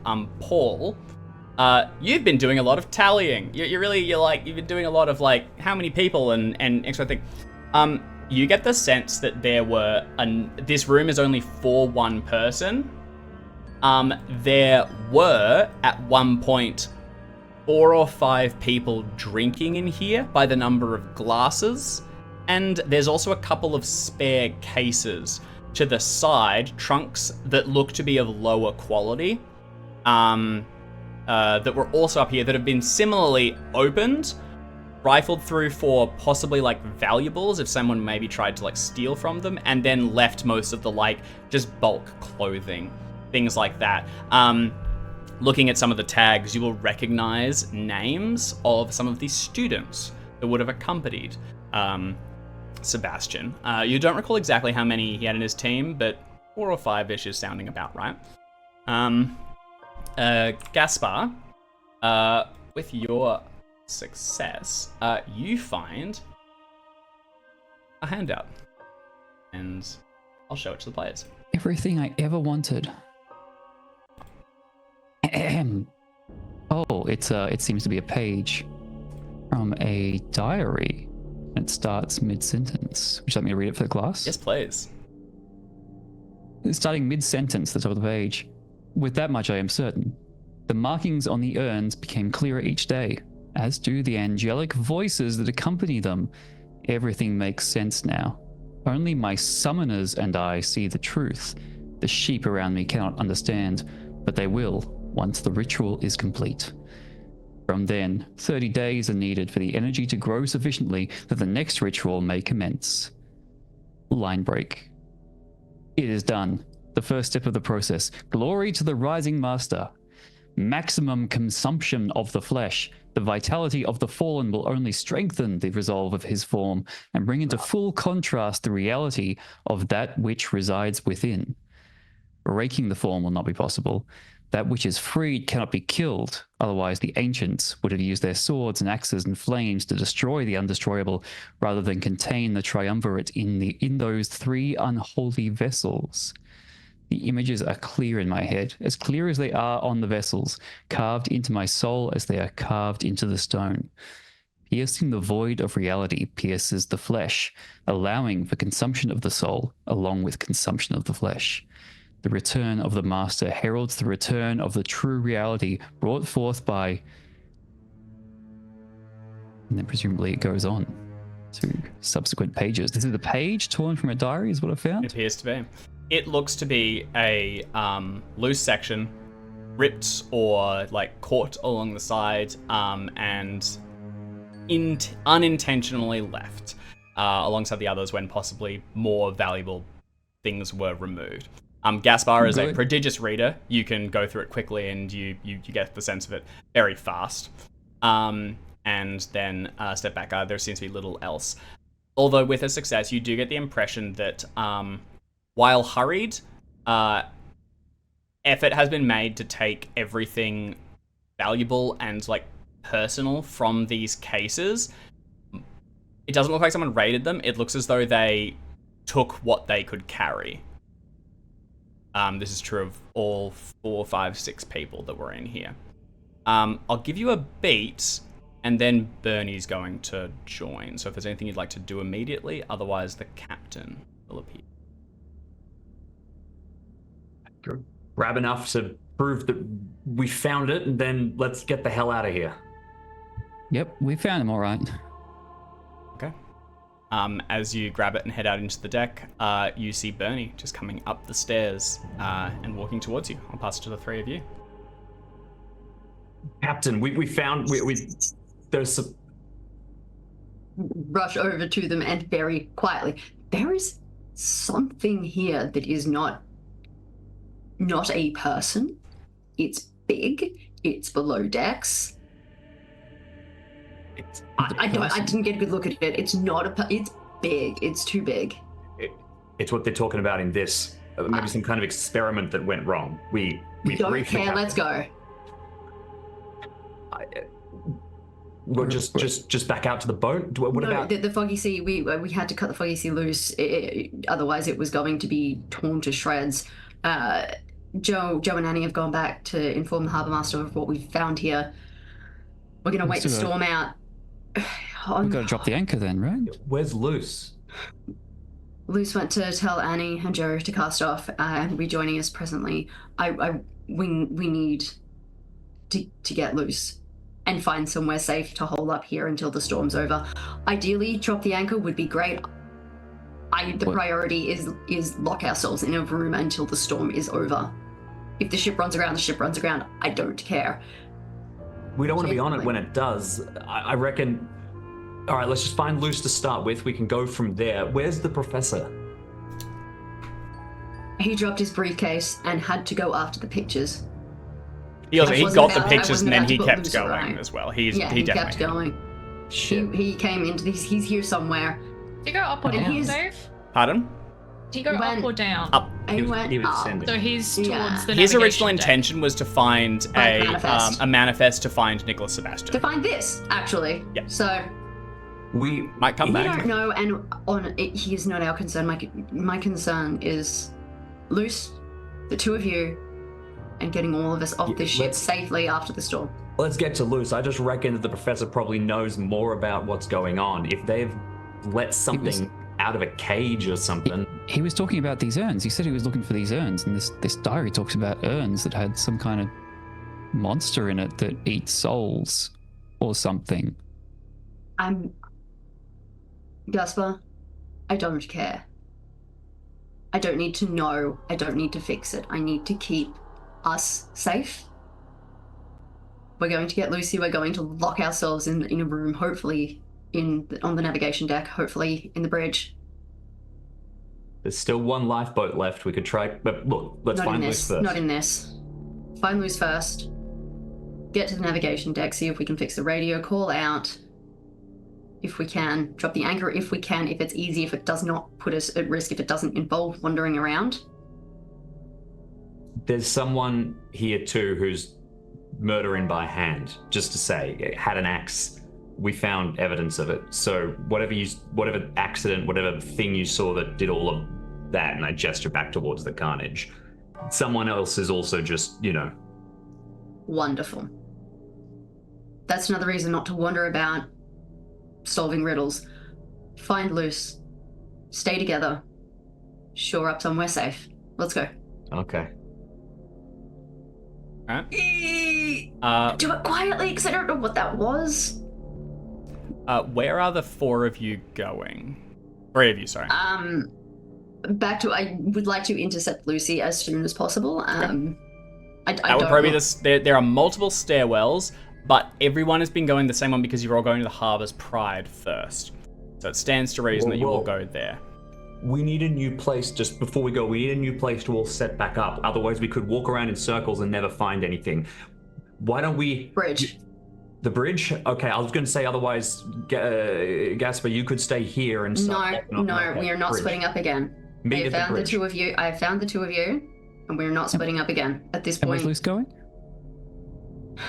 Luce was going to the same place, so I'm guessing Luce was going to the bridge as well. So we need to Right. bridge now. Wherever I was informed to meet Up, the captain. basically. Which would have been. We know we were all going towards the You're bridge. all basically making your way towards the highest point in the bridge, so that stands to reason. Okay. So the 3 of you head towards the stairs and ascend. I think we Sneaky. would probably just at the point where, is there a point where we would logically intercept Luce? The stairs, maybe, if they come up the right ones. Because I came in from this side, from a different side, basically. So It's this ship is massive in Yeah. scale. There are multiple stairwells. There is a chance. The stairs, if they're coming up, yes, the stairs. That said, the higher up you go, the narrower the ship gets, and the fewer, the more likely it is to intercept. But there's this thing is gigantic. You there's know? options. So we just had. If there's too many options, I would rather meet Luce at the bridge rather than potentially miss each other. I'll on tell you, different if you wait at the stairs, I'm going to do a luck check for the party. So whoever has the lowest luck is going to make a roll. 55, 55? Mine is, I think, 50. around the same value. So you gotta ask. 55. 50. Are you? Is it, You'd be included as am I well, included in Luce. this? Yep. 45. 45 will be the roll. So you can do it. You can leave a chance. There's also you waiting a beat because you don't know how long Luce will be arriving. You will be staying there. Yeah. And you'll have to wait a while because you don't Luce know is if with they've the gone. dude. I think Luce is alone. Yeah. Although I've just been told there is somebody manually murdering people here, so concern. Manually murdering people. Back in my day, Yeah, We did it the old-fashioned way. Manually. our own 2 hands. What was it? The to books that the mulch ancients would 200 use at their once. swords and fire and axes. That's the way to do it. Way to manually mulch people. I think I'm gonna hang for a bait just because with the knowledge of somebody walking around like a literal axe murderer on the boat, that changes things. You also do feel like you saw Pirate. something underneath. Yeah. Let's assume pirate, which is the same effect, but it sounds more fun. It does sound Yar. more fun. None of it sounds fun. None of it just Axe sounds murderer fun. is just a pirate on dry land. And we're at Just an sea, so it's a unsteady pirate. Just an unsteady pirate. So you want yeah, I to think you it's want to hang go for to a- the I think stairwell it's hang and for a- wait. It's gonna have to be hang for a bait because between whatever is down there and whoever is out there, the concern is Luce wandering around on her own, or not on her own. All good options. In that I mean they're bad options. Okay, we're gonna park you there then for a little bit because you're not sure. You'll have to wait for a while, and then you're not sure if they've been gone past and blah blah blah. So regardless, you're kind of committing to staying in one place. That is Just the for a second. thing you're doing. Just Well, for- if it's Just only for for a how long? Just for how long I think that in my head it would take Luce to, if nothing went wrong, come back. Okay. Does anyone have navigation or an applicable skill that might allow you to pinpoint these? Because otherwise you are going to kind of have to just err on the side Navigate. of... Do you have navigate? Hmm. Yeah, I got 100%. navigate too. I also got some you- track. Track will be relevant for other... as you get to the stairwell, you can see footprints continuing up, all. Genuinely, like where you presume the professor went, track would apply to following those, absolutely. But for the navigate, if one of you wants to make a roll on the other and give the bonus dice to the other, you can both talk and think about where Luce will come from and when they should arrive. And then I it's, also the have luck, navigate. it's going to be Luce's Oh. luck roll, right? I'll You guys are roll a pretty track good at check it. then. You. Well, no, help, don't roll track yet. You can see they went upstairs. That's if you follow them Yeah. and continue up and try to actually. And sort then it Luce will have to roll the luck, right?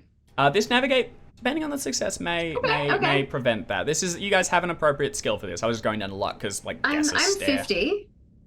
35, but I'll give you my bonus. I'll assist. Lovely. Lovely, jubbly. Yeah, it's a failure. Let's hit that bonus. This is also a failure. Sorry. 21 points. Bueno. We could push it. You could push it. You got a pretty good chance of success, genuinely. And you've already failed, so that's one option gone. I could just burn 20 luck. That's a lot of luck. That is kind That's of a lot a of crap luck. load of luck, isn't We're it? not in pulp. We're. If you know. looked towards pushing this, what I'd probably say is you find an area with a couple of stairwells and you split up so that you can get a person on each of them. No, I'm not Oh. splitting up. Not Okay. pushing it. I think it's just I'm just gonna sit on the failure, I think. Okay. I hate doing it, but All right. So Luce is so competent and capable, right? each, And also currently injured. yeah. Each of your internal clocks. I know, but Bernie doesn't. Each of your internal clocks run over.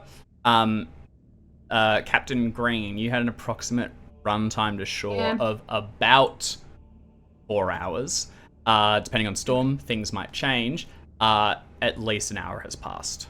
Time moves ever on. And as you wait here, you are beginning to eat into the second. Okay. You all pause, and we return Alright. to Luce. Hello. Quiet conversation as Mr. Thompson answers your questions. You've kind of been fixated slightly as you balance on the rivulets of pink water running down his back, but they're beginning to wash away now and it's just running clear. You've also tried to sort of like look at the axe a few times. There's no visible gore on it or anything, but it's been chipped in a few places that, like, if this was just removed from the glass casing, it would have been new. So this thing has been swung. It could have been used to open doors, or you just impacted metal by an untrained hand. Not sure. I know you don't have psychology, but I feel like, can you give me weirdly a fighting brawl roll? And this is you kind of knowing the measure of an opponent and kind of getting like a, how are they carrying themselves? Are these...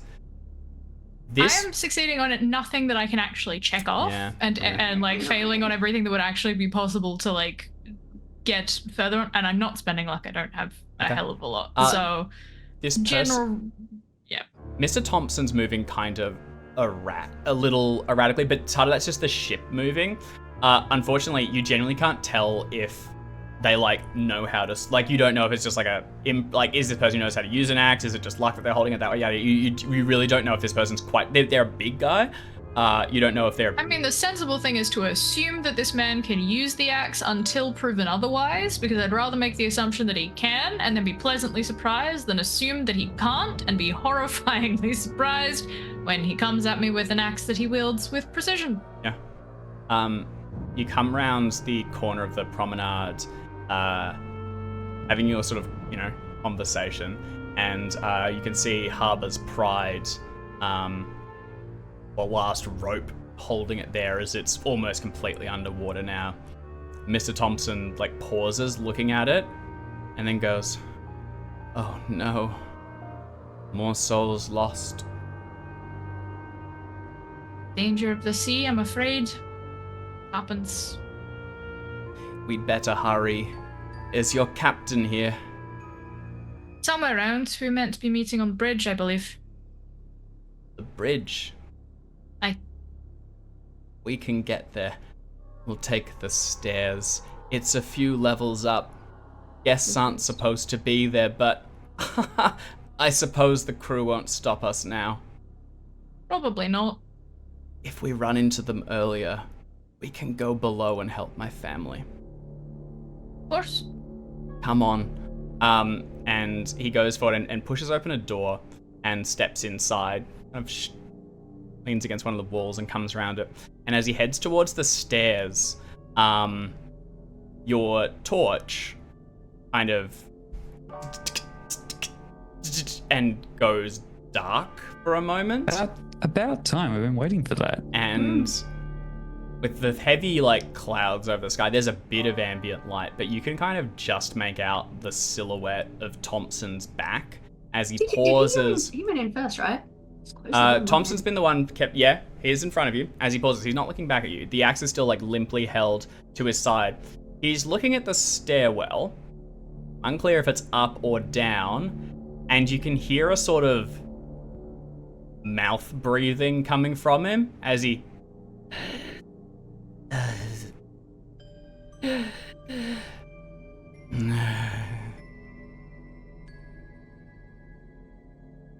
You right there, Mr. Thompson? Yes. I'm well. And as you sort of cast aside, you click the thing and the torch comes back on. And you can see that the downstairs area where you seem to be looking, there's a stain a little bit along some of the stairs of some sort of black tar or substance. Mr. Thompson says, "I don't think they have enough time. I think we need to go help them now. You'll need to come with me. Now." And begins to step towards the stairs going down. By all means. Is he just going to go? He's assuming you're coming with him. He'll probably pause if you don't and look back. At the moment, he's kind of just going. Okay. He will notice if you don't before he begins going down. Yeah, I think it's a bit of a walk across the thing to it. There you go.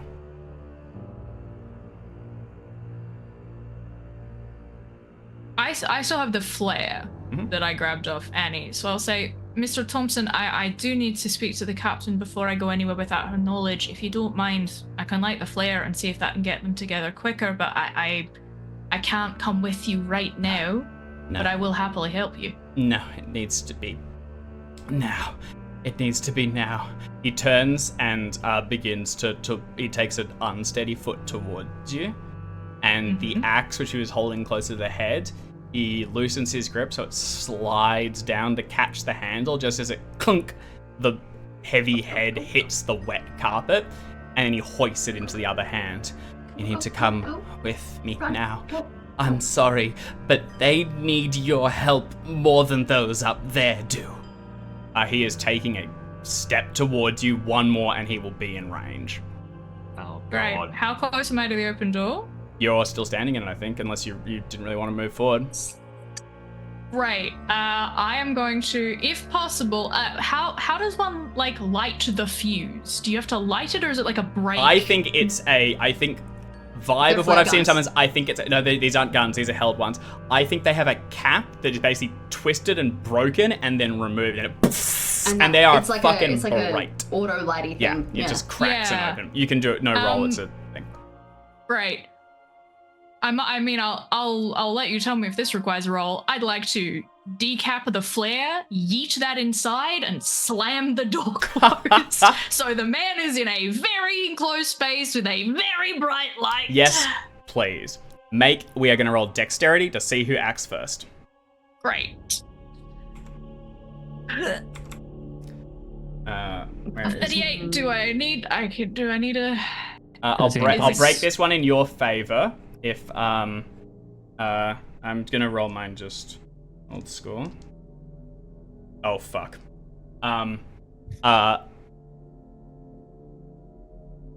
Yeah, sorry, got an extreme. I rolled a 3. Yeah, cool. You go to break it. As this happens, the waves are beginning to shift again. It winds sideways. You crack it, but not before Cade suddenly steps forward and swings the axe towards you, going for a kill shot. This is going straight at your head. Would you like to brawl, or would you like to dodge or riposte? The door? Yeah, I was gonna say, can I riposte, but or with the door, just slam the door into the axe? Yeah, hell yeah. Yeah, you want to go for a dodge? That would be dodge would be getting yourself on the other side and just slamming it shut. Riposte would be like slamming him with it. It's the tie breaking. Do you want to do some damage, or do you want to have the odds in your favor for the tie break? If you're trying to shut the door, I guess would be a combat maneuver. Yes, yeah, good thought. Yeah, I'm kind of going for a combat maneuver in that I sort of want to I don't want to do damage. What I want to do is use the door to shunt him back, so I get a moment to then close it and so I'm not dodging because I'm happy. I'm happy to take a dent if he hits the door hard enough that it gets through a solid bit of metal. I'll take some damage for that. If he That's fine. succeeds it, he's damaging you. Absolutely. Yeah. But I would like to try and. Okay, this is if you win this roll, it goes in your favor. But if it's a tie, it goes in his. Fine. Well, that's annoying. This is the one to use luck on. And Is of it course yes. I mean, it's only a kill shot. These Is it? You've taken axes some do damage a already. lot of If he fucking wins, damage. you're dead. 23 points. Yeah, all right. You can have 23. And remember, points this of is luck. if he succeeds, he still wins. I know, Oh shit! but I'm gonna click his roll. I'm gonna click his roll so it goes through and we can see it. Una momento, por favor. I mean, is this something you can push? No, you The can't push dice- combat You rolls. can't- I know. The book says I that wish. I don't mind push combat rolls as long as you're willing to make things way fucking worse. Pre-impale or whatever. You block it with your head. Yeah. No, I'll give you. What did I say it was? 23. What is it? 23. Yeah, look, we'll at least get it down to a success, so there's a chance that I might succeed at this. At the end of the day, I am trying to close the door. Whether I take damage or not, that's fair. I'm trying to close the door. Yeah, Thank you. I hear you. Okay. Luck Also, spent. I'll get to go next, so yeah. Yeah. If I live. Hopefully. He swings it towards you. And before I roll this, you will note he is not particularly proficient with it. This is not a man who is trained in the ways of the Trained axe. in axe. He's swinging it angrily. But he is big and he is strong. And the amount of damage dice I'm about to roll has a chance of killing Luce. Oh god! What? I know, I did. Okay? Alex wanted to spend the luck, but Bernie would. Oh. And I'm rolling. Oh, And that is a failure. 9 damage dodged. As he swings it towards you, Luce parries it with the door and slams yeah. it shut. The head of the axe is stuck through it on the other side.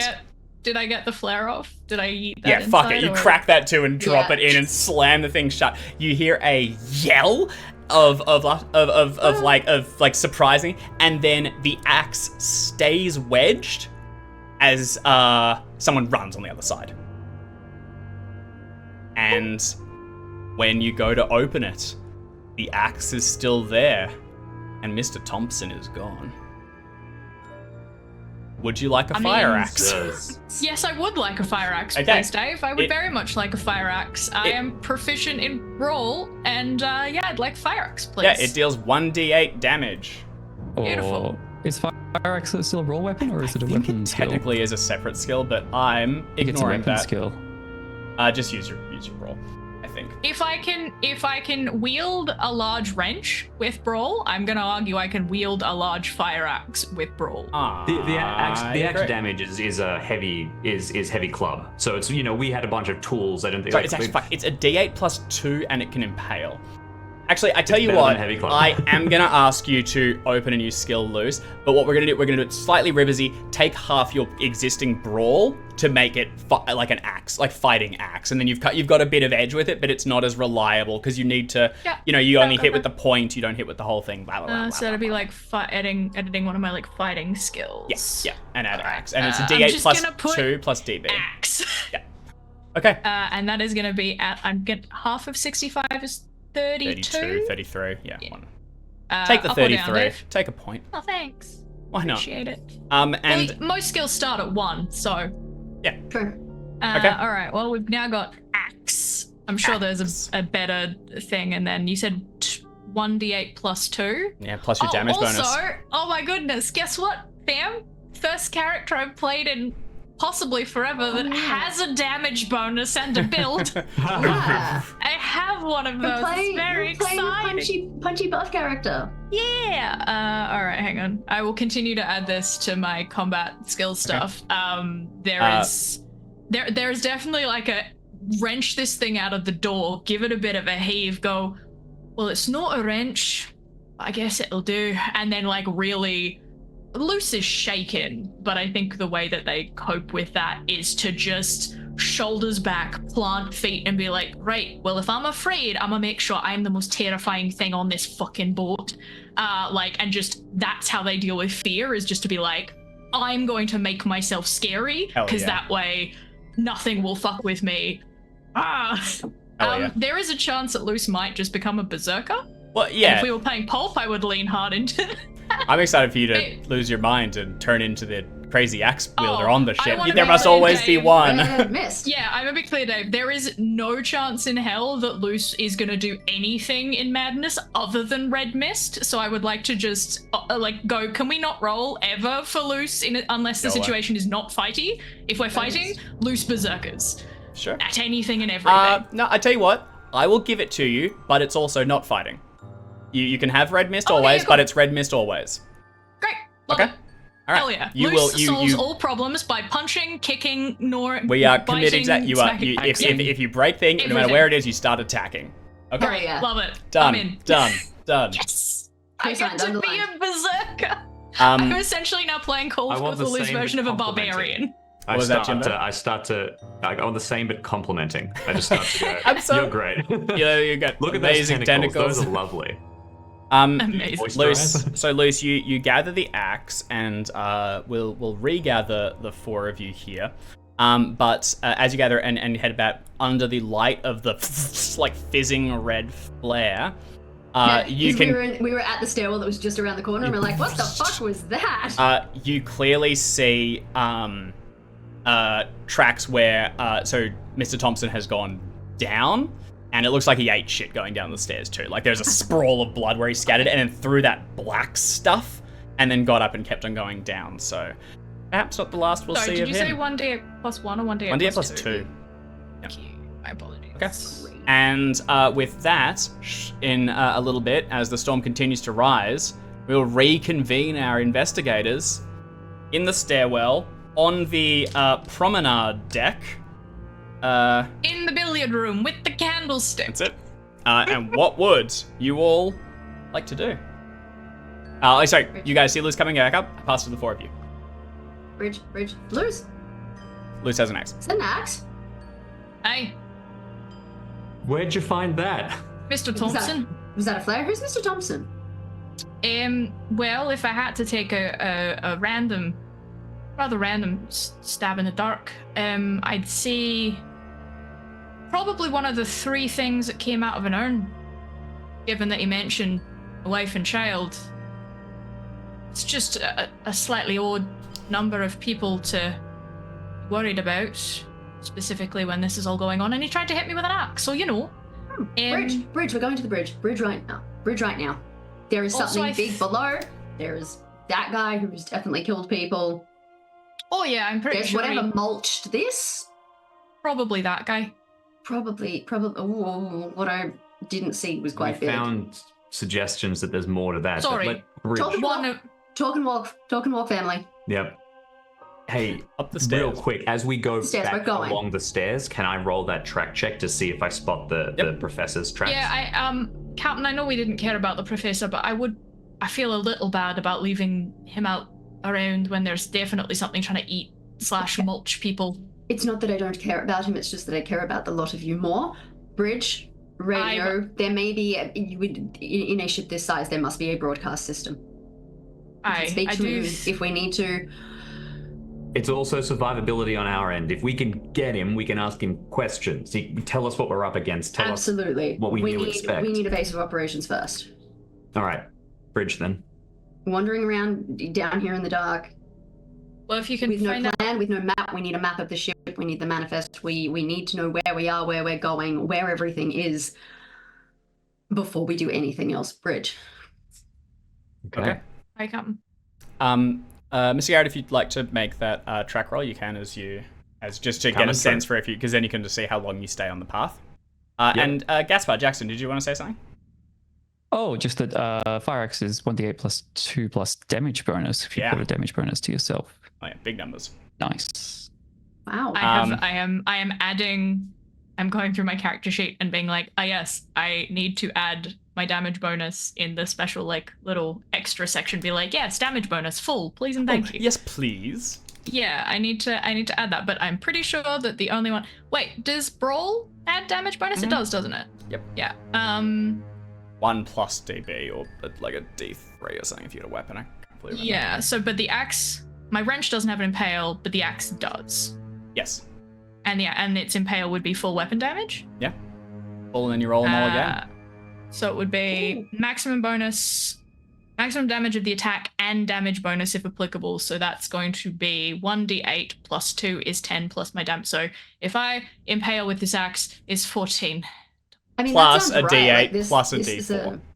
Yeah. Sorry, yes, no. but that's the that's how much it is for minimum. that's what I will get base and then know. extra. But you know, I got to impale with an axe with a skill that I don't, and I'm not going to add bonus points to that because that feels like cheating. I agree. So I'm not going to do that, but I will potentially spend some downtime if I survive, maybe doing some axe training. Fingers crossed. All right. So Paul, heading up the stairs towards this is going to be the boat deck. These names are unclear. And that's a problem I'll take up with Mr. deck. Ship. Or Mrs. Ship, whoever invented the ship. So the boat deck is... it's the one that has the lifeboats around the side. So you went up the interior. On the outside, you can see where the lifeboats are. And then there's a bunch of lounges and first class areas. It is also apparently where the most people died based on whatever happened. Down on the shelter deck, there was still some pink running in the water. Up here, even with the lashing exposed rain, it still runs red. You can see bodies pressed up against the edges. A lot of them have had that mulch thing, but others are just torn apart. As you each come up here, I'm going to need all of you to make sanity rolls. And Still with the buffer of the corpses we've already seen. Yep. There's all working towards your total of 5. And Mr. Garrett, you lose track of the path he's taken. The things shift around Very too much. It's no longer a clear direction. To be expected. That's Sorry, what are we doing? I was Sandy rolls, for the please. stuff. Another D4 plus 1. Well, I'm fine. Oh, wow. Wow. Luce having a great day. Okay.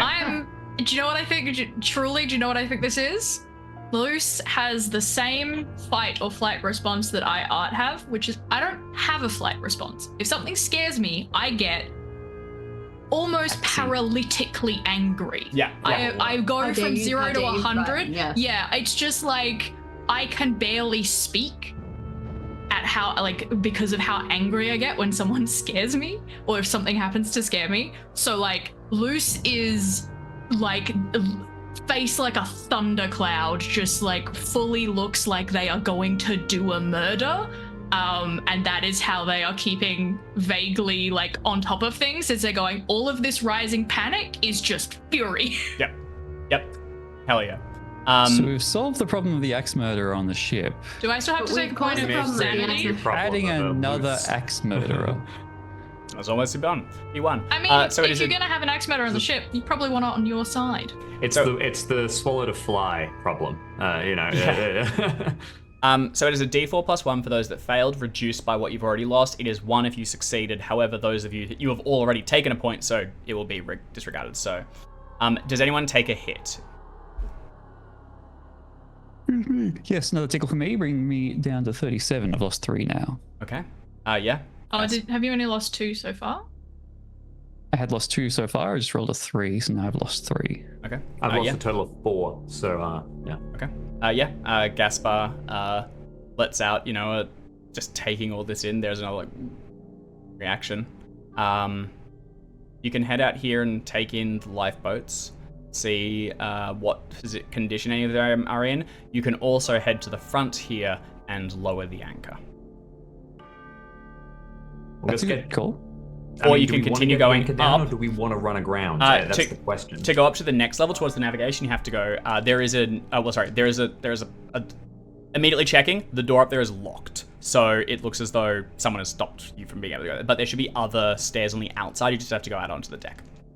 I dropped the anchor. There's no point like busting down a door that we need to close behind us for protection. Mm-hmm. So I know, Luce, you've got some skills with locks. I can give me some time. I can probably get it open. Best if we find another door, but that's an option if we don't. Anchor, different door, navigation deck. Okay. If this door is a no-go without spending time on it, anchor, different door, navigation deck. All right. I will presume that given the rising waves, you avoid being out on the promenade or the exposed deck where possible. So stay on the interior until you can get to the front, and then you are going to have to risk it as you head Anchor. up towards the anchor. Okay. Heading forward, you begin to go through rooms that were all set up to be like like lounges, dining rooms, things like that for the first class areas. And room after room you go through, you see yet more evidence of the murder, blood that scatters the whole place. But one of them. You said this is happening in like first class cabins? Oh yeah. There's a tiny part of Luce's brain, and the fury that the full child is just like, couldn't have happened to nicer people. Eat the rich. Unfortunately, it looks like everyone else got eaten Somebody as ate the well. rich. But yeah, look. Yeah, it's a bummer. Something was eating.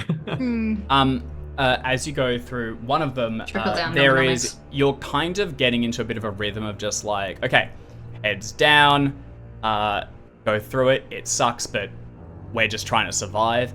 But there is something different about this space. It's set up as a like large lounge where they would have once had like music performances in the center. And the furniture has all been pushed towards the edges of the room, and it goes beyond just what the rocking waves may have done. It appears that they were actually like picked up and carried rather than just scraped. And then since they've been put there, they've shifted out a little bit and scraped around there, but they were moved before the storm set in. As soon as you step inside, there's a sort of a cold wash that runs down your spines, and you notice in the center, the ritual site. on the lacquered hardwood floor, is a massive circular symbol smeared with blood, and a mat around it are a ring of candles. Most of them have been knocked away, but a few are still stuck where the wax has sort of fixed them to the ground. All of them gone out. There's yet more sort of like sigils and like arcane stuff around the area. And in the middle of it all, in a pile of what looks like roadkill, are broken fragments of what one may presume was a stone urn. Just one stone urn? Just one. Because we were told there'd be 3. That's right. Mate, hopefully Just the others one. are not busted. I am going to need everyone to make a sanity roll. And this is technically a different thing than the general carnage, so we are not going to be applying reductions. Your diary entry specifically said we did the ritual for 1. It takes 30 days before we can do it again. I suspect they need to do it. Well, Good point. that's very impressive that you noticed that. 'Cause I was reading it and I wasn't paying attention No, to it's so- myself. freaking out. Luce probably the only reason that Luce worked out that the 3 that when he talks about 3 people and there are 3 urns is because I was like, I need to let Luce have something because otherwise I am going to explode. Like Luce is not stupid, so I'm going to allow her to have some of those, but I'm not playing a thinky character, which hurts. Sandy, was it? Yeah, I'm everyone just please make a taking- sanity roll. I'm just taking a second for I'm the good. stuff to load on my end while I wait. Can I very quickly just ask Luce? Nominally, we saw the inside of the trunk that belonged to the professor. Does the general physicality match the crazy man with the axe? Like, there's a potential trajectory there. Is this the same person? I would need a... Without even an image... Actually, I need an intelligence roll from Luce, I think. Jim, yours has come through. My Sandy has succeeded. Everyone So- that succeeds loses 0. Everyone that fails loses a D3, please. And then we'll resolve reactions. I'm good. And I'm Luce, if good. you want to go It's cool. inty. Oh. I did. Oh, Okay. Not able to Sorry, tell. what? You also just rolled D3. I don't know if that means you have. Oh, yeah. It just rolled a 3. I think you rolled. It's the 100 that I did. Yeah. Yes, I think that did roll. I can't hold No, it it's a there. roll. No, yeah, That D3. rolls. It's a roll. Okay. All right. Okay. Did. We'll who else needs to roll? Luce, Is it sorry? If you fail, it's a 1d3. D3. please. And yeah, on your record, you couldn't confirm. You haven't seen a photo of the other man. You just don't know. Sure. Okay. I will ask. So Luce and Gaspar, how are you doing, and what is your responses in this moment? Gaspar, why don't you go first? The bigger hit. Oh, good. Oh no, this is really bad. This no. is Is that like, a 5th? It's not. I've still got a whole 2 points away before I get to indefinite. Yeah, this is not good. Just like in I one of mean- those books you read. Well, it's that's the thing. It's not like one of the books that I read, and it's also not what I signed up for when I thought it'd be on a fishing ship, and it's not what I thought any sailor or seaman would sign up for. This is I'm at a loss for words. It's not good. Bad. Very, very bad. Do you think you I begin would to like to go home. That's probably where I'm getting. That's what it is. I didn't sign up for this, so I would like to leave now. But apparently the boat is gone.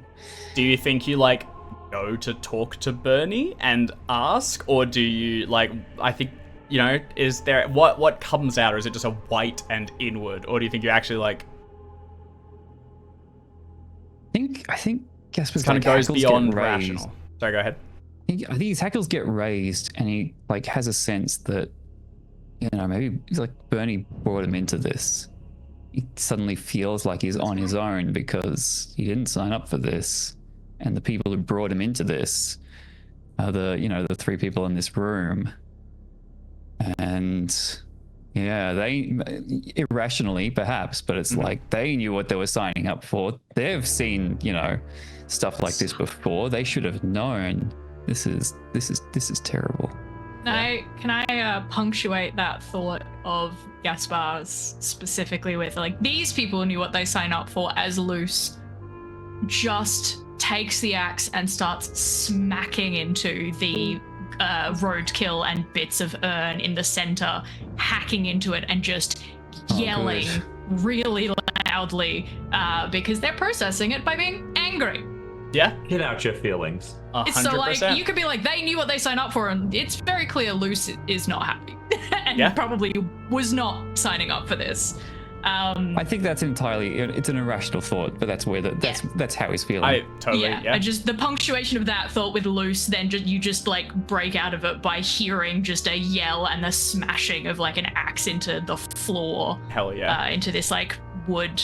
As someone who has for a solid 5 minutes smashed a full like industrial printer with a very large mallet, I can tell you it is very cathartic to do, and I wouldn't recommend doing it for a long period of time because you're tiring. The scene from Office Space, is that the movie? Yeah, breaking out the printer. Yeah. Oh, I just did it for fun once. I was literally like one of those like break rooms, and they gave us a very big mallet, and I was like, you know what I'm doing? 5 minutes of solid trying to break this printer with a mallet. It's very cathartic. Yeah. So there's probably like, I suspect Luce actually, like by the time they wear themselves out, has gotten a couple of very small like cuts on their face and like arms or anything, actually probably just face, where a couple of wood chips have like rocketed up with such force that they've like caught very slightly.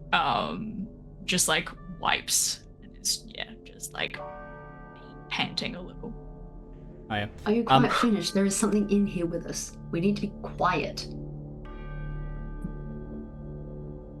I don't think you get I think you just get a look, like just a Sullen. kind of blank look, but like a yes. So we drop the anchor now. It means we won't drift ashore, so we're committed to waiting out the storm, but it also means we won't. Yeah. Do we know if this storm's actually going to pass? We don't know shit. And storms can last for days, but I mean, at this stage, I mean, we're at the worst comes to the worst, we're only a couple of hours, right? If we reckon it's going to last too long, we pull the anchor back up. And we risk it. We risk hitting shore. But for now, drifting is not doesn't sound like my favorite thing. Do I notice that Gaspar's looking a little Peaky? I think so. Yeah, I don't think he's necessarily trying to backing up into a corner. Yeah. I think I'll probably, as we're heading towards the door, to go out onto the open set of deck. doors, then it's going to open, then deck, and you can look at it. I'll pass the rest of the two of you then. I think I'll make sure I'm walking with Gaspar and take the locket off, like unloop the wax leather chain, and kind of fold it into Gaspar's hand, and just say to him, the sea can be a bitch. People are worse, but imagine the story that you're going to have when you come out of this, right? Right. If we come out of this. If we come out of this, that's the spirit. You know your grandfather was in the wars, and the pictures that he drew, the paintings that he made from it, were horrible and beautiful. And just kind of pat him on the shoulder, and that's as close to like pep talky as Bernie's gonna get, because the reality is, yeah, this sucks and people die at sea every day, and as soon as you add additional elements like whatever the fuck this is, it's going to become exponentially worse. But hey, it's gonna be a hell of a story. I liked it. I'm gonna take the most emotionally available. I've seen my grandmother in quite some time, and that's gonna help. Possibly ever. I mean, you get to, at some point, we all make this back, you're going to be in a tavern or like a, somewhere drinking hole somewhere, and you're gonna be like, "Hey, I got a whale of a tale to tell you." Exactly. And it Who's means that buying? Bernie has noticed his proclivity towards poetry and stories and novels, so... Yeah.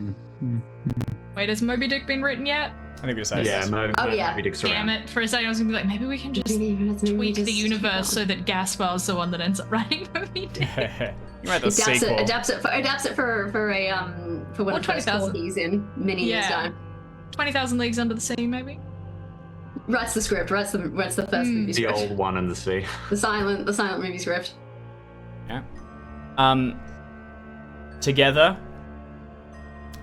at least for now, as you weren't a while ago, you reach the doors that lead out onto the ship's bow, and Luce throws them open as water breaks over the side and runs across it, and the whole ship raises and then begins to drop down the other side of a monstrous wave. Bernie gets around, sort of swings across, and the sort of ticking clock in your head of how long can this last until the foggy sea is lost suddenly begins to like go into overdrive as you're worried how long the SS Champagne can survive. And where we leave this session, the anchor in sight, the whole ship begins to lean on the wave, and you see on the horizon a veritable wall of water surging towards you and set to risk sending the whole ship to its grave. And Oh dear. that's where we're going to leave the session. Oh well, we tried. You did your best. And You that know- was that. Do you know what I'm really missing right now from this specific scenario? I'm really missing Dr. Sam and his marvelous flying machine. Outplane.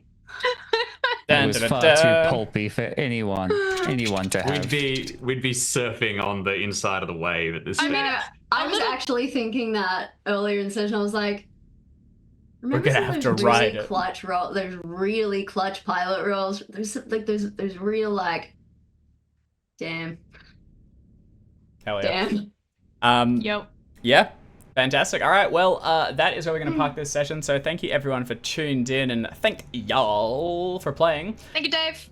Danke. Thank you, Dave, for being the literal worst. We love you. We will resume this chapter next week, so please do join us then, and we'll see if these 4 people get their $50. That's what this is all about. They're gonna get those saying it like that. $50. That's what this comes down to, baby. 5-0. 5 In small 1920s ones. money. Okay. Nah, They're just gonna make realised- that money. But don't You're say saying Right, the hang exact on, same hang thing, on. but at the start you were saying it like, yeah, it's gonna be pineapple. fine. You do it for $50. Now you're saying the $50. same thing, and it's like you did all this for $50. Look. You idiots. Look, if I get gaslighting us, Dave. axe murdered to death for a pineapple, whatever. That's This is why. hilarious. This is Yeah. why. This is why cosmic horror is so relatable. Because as with all workplaces, this job was overscoped.